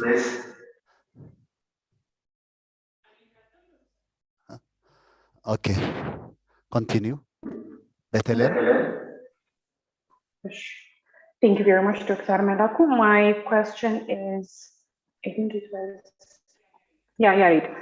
Well, during your presentation, for instance, you were mentioning comments that was, shared to you by some Facebook users, and I don't think that we need to explain or to share the perspective of. As a scientific research, your conclusions should be based on the samples that can actually represent the entire population or the population you try to study. Therefore, at some point, for instance, you were saying, an individual was saying this to me, and this was their perspective. And I think generally all your conclusions or your remarks should be based on the findings you identified or the findings you got from your research. I would really love to. I'd really love to understand your approach on how you were able to gather those informations. I'm not sure if I'm clear. And my other question is for Samit Kumar. You did a simulation by using MATLAB fuzzy logic tool, and I really wanted to know the error because it is a simulation, and usually when simulations are done or conducted, we should take the error into consideration because the moment we try to apply those simulations or the moment we try to implement those simulations, it might be hard for us. And maybe I might have missed it because I was having trouble with the internet connection from my side. Therefore, I would love for you to explain the error because, this is just regarding the parameters you use because those questions were already asked by Manaye. Therefore, I would really appreciate it if you can explain if you can describe the error and if you can interpret those errors when it comes to implementing your simulation with regards to, applying your findings. And my other question is on the machine learning, and it was conducted by, if I'm not mistaken, by Germa. Therefore, when the machine learning, when you were simulating or when you were trying to predict the student's performance, my concern is, for instance, the sample you use, for instance, the sample you took when you were trying to predict the student's performance. For instance, there is one batch of students, and for instance, one batch will graduate next year, and another batch or other group of students will join the university next year in the other years. Therefore, I think the composition or the capacity of students that were present this year or that you took during your simulation might be different from the one that will join the university next year or in the future. Therefore, how can we mitigate or how can we, take your findings into consideration? How can we actually implement your findings and get a better result?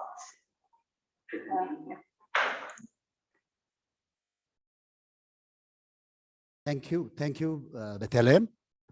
Any other person?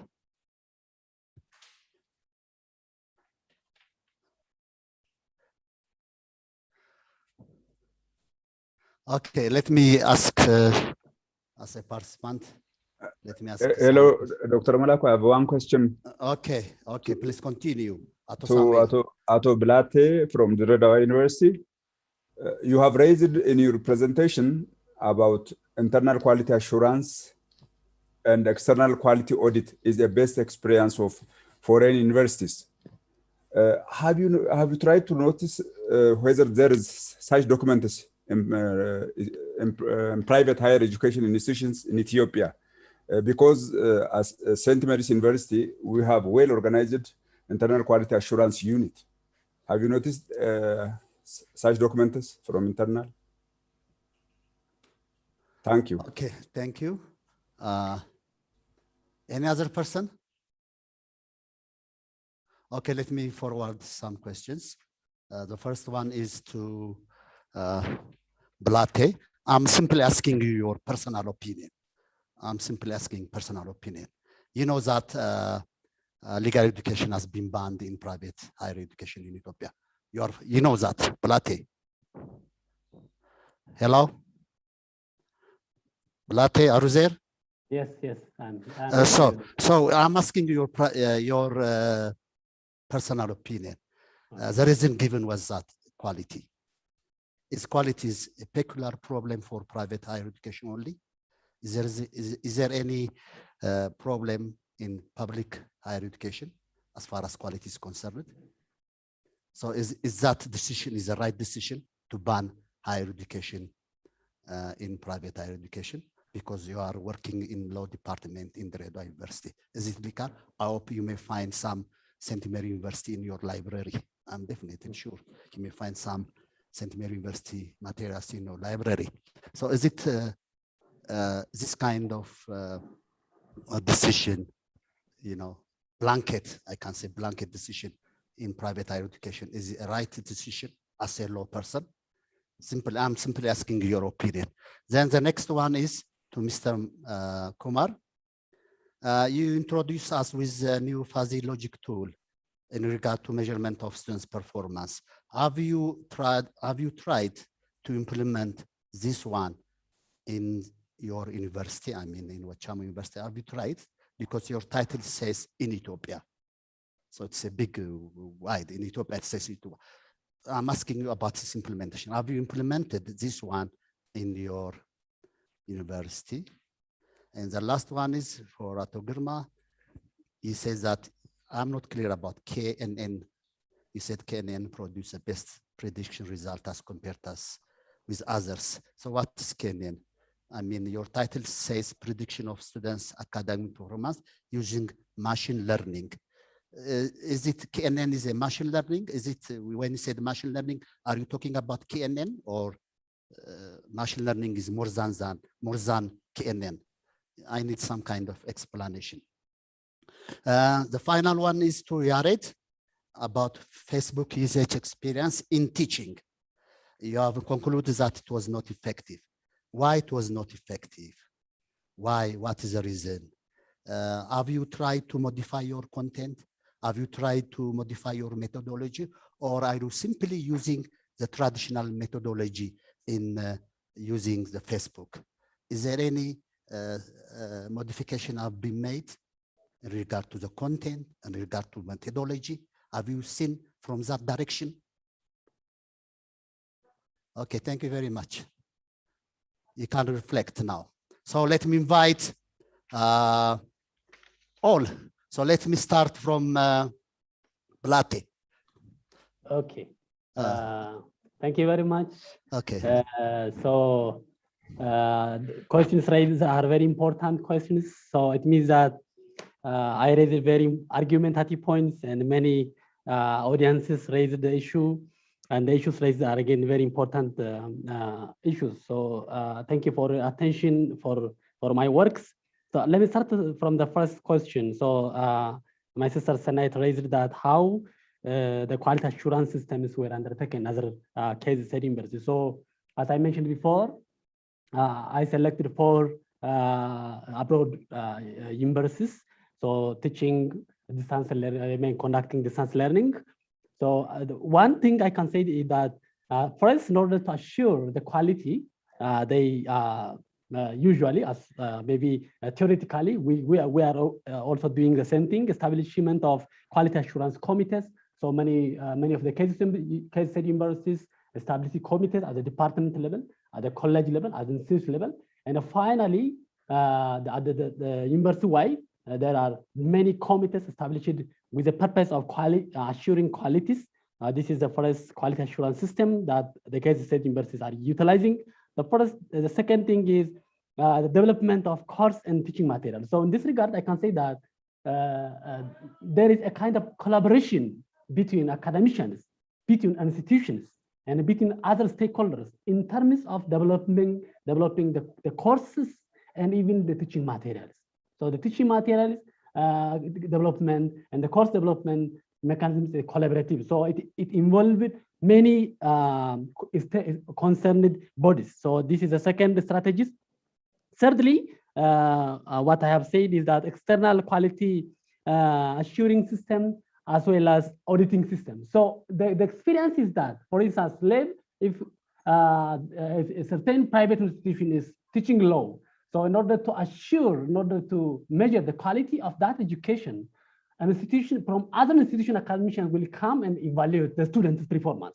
So this is how the other universities are utilizing that means external quality auditing mechanisms. And the last thing that I can say is that there is an experience of project-based quality assurance system. So quality assurance, it needs a budget, it needs personal expertise, and it needs many resources. So in order to assure the quality, many case study universities that I listed before, they are implementing a project-based. So with special purpose of enhancing the quality in that open universities. The other question raised is that, have you noticed the quality assurance documents in public higher education institutions? Yes, I'm teaching law in the University College of Law. And my concern, one of the reasons that initiated me to conduct this study is this fact, by the way. Thank you very much for raising this issue, because quality issue is not only quality compromising in our country, is not only the concern of the private higher institutions. We are, again, I am teaching in public institutions. Again, we do have such kind of quality problems.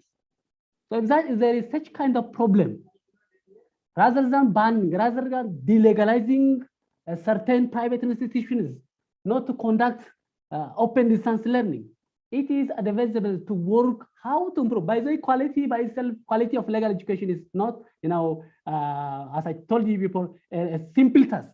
It needs all stakeholders' engagement. The government by itself is responsible to ensure quality in private as well as the public higher education institutions. So that's another way. I'm just answering the question of Dr. Malaku.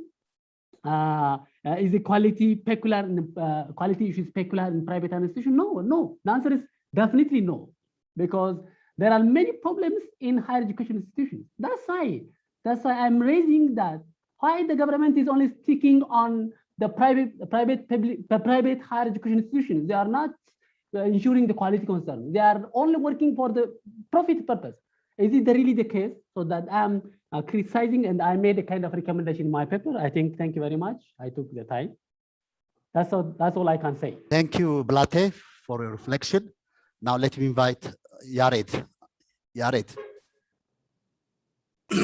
Yes. Okay, before that, Dr. Anderson Tamrat, do you have anything to say?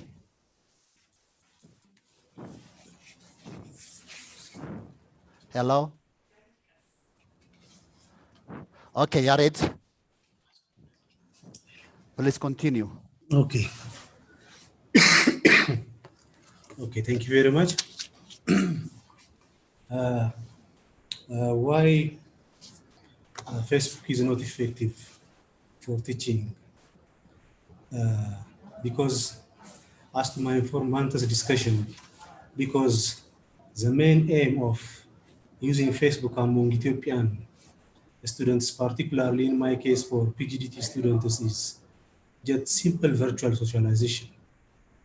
So because of their intention is using Facebook is socialization, virtual socialization, para-socialization is their aim of using Facebook most likely. And this is one. And the other important thing that they raised is they do have the skill and the knowledge gap of using Facebook for their academic purposes. Particularly, is in the era of information, virtual platform is nowadays is the main agenda of the main academic agenda of the day. But our students still has a gap of using this Facebook, this virtual platform for the academic purposes. So they do have, as they informed me, they do have the knowledge and skill gap using Facebook for the academic purposes. But from the very beginning, while they are starting using Facebook, they simply think to use virtual socialization. That's why it's not effective in PGDT students using Facebook for the academic purposes. Regarding the methodological aspect, ቅድም ማናዬ ጋር እንዳነሳው purposive sampling ጥቅማ some randomization issue ጋር አንድ ላይ እንዴት ይሄድልሃል? That I think need to be corrected, but my intention was not using purposive sampling side by side in the randomization, but all PGDT students, as to my experience, has Facebook. All uses Facebook, so they know all Facebook, and they do have Facebook account. So I was trying to say is just simply picking some 6 people from the whole PGDT students. That seems like I randomly choosing my participants, but I know that randomization and using purposive sampling is not go together. But I think it leads to some misinterpretation, so it must be corrected. Thank you for that. And but as I think, as the issue is very sensitive and timely, it needs rigorous study using some quantitative methodology, as I think. When it comes to Betty, I don't think I heard your question because your voice echo nabarona. Would you please readdress it, please, for the question? Bethlehem, please make your question clear and make it short as much as possible. Okay, Betty. Is my voice audible right now, Mr. Yared? Yeah, just you. Okay, my question was, well, during your presentation, you were mentioning a conversation you had with some of the participants.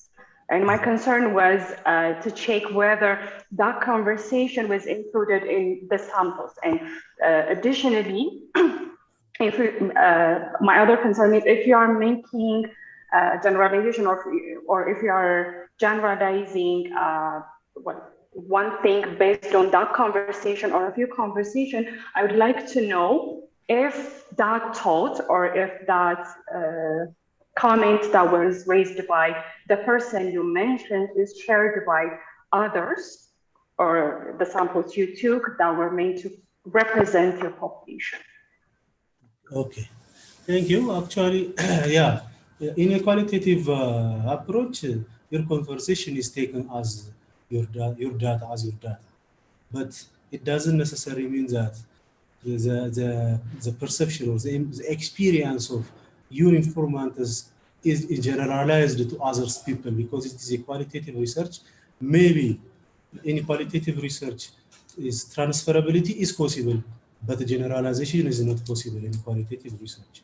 So, you know, Yared, yes. Have you made some kind of triangulation, triangulation to substantiate what has been said? Triangulation. Yeah. That's what Bethlehem is trying to ask.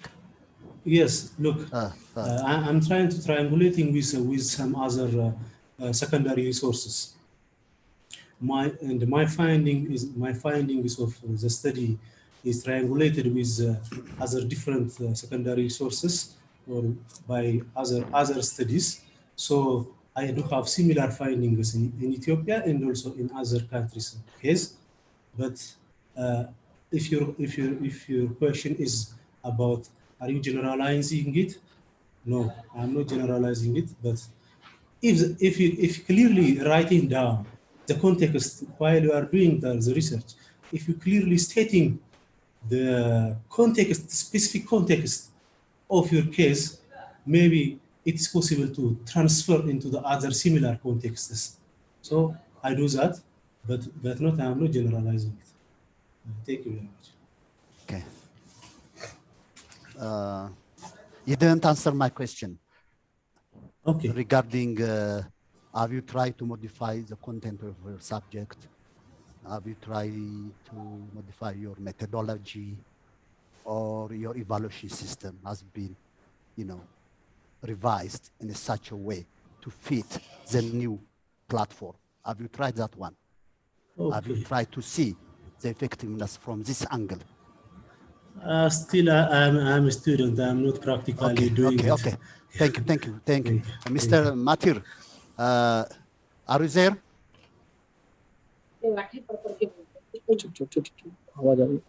Mr. Matir, are you there? The last. Mr. Kumar. Yes, sir. Yes, sir. Okay, continue. Actually, Bethlehem asked me one question. Is there an error in this simulation? So I want to clarify these things.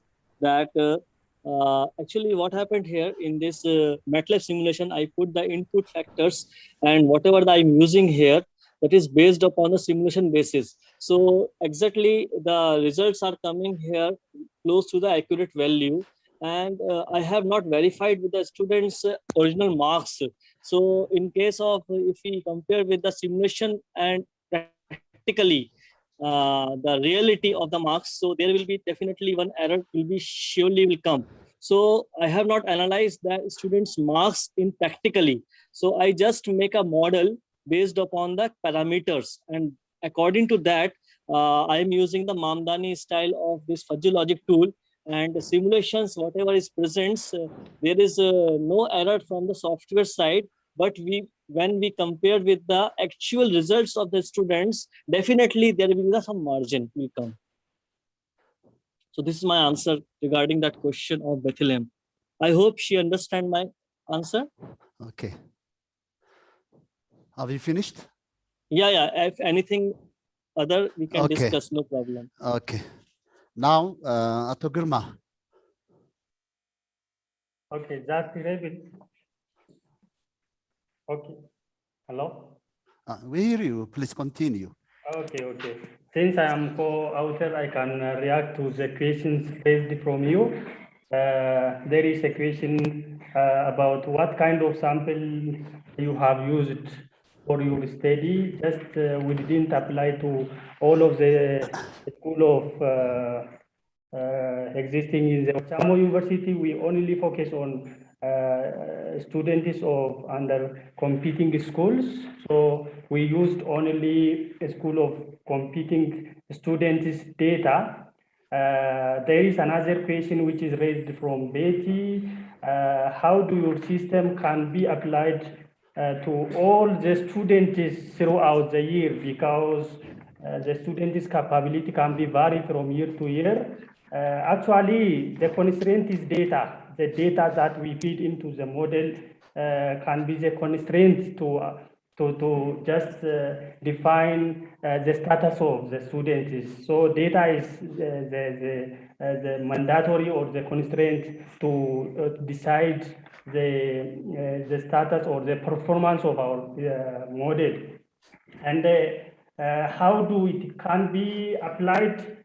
Just we feed the data and the model will generate the status of the student, medium achiever, lower achiever, or higher achiever. So based on this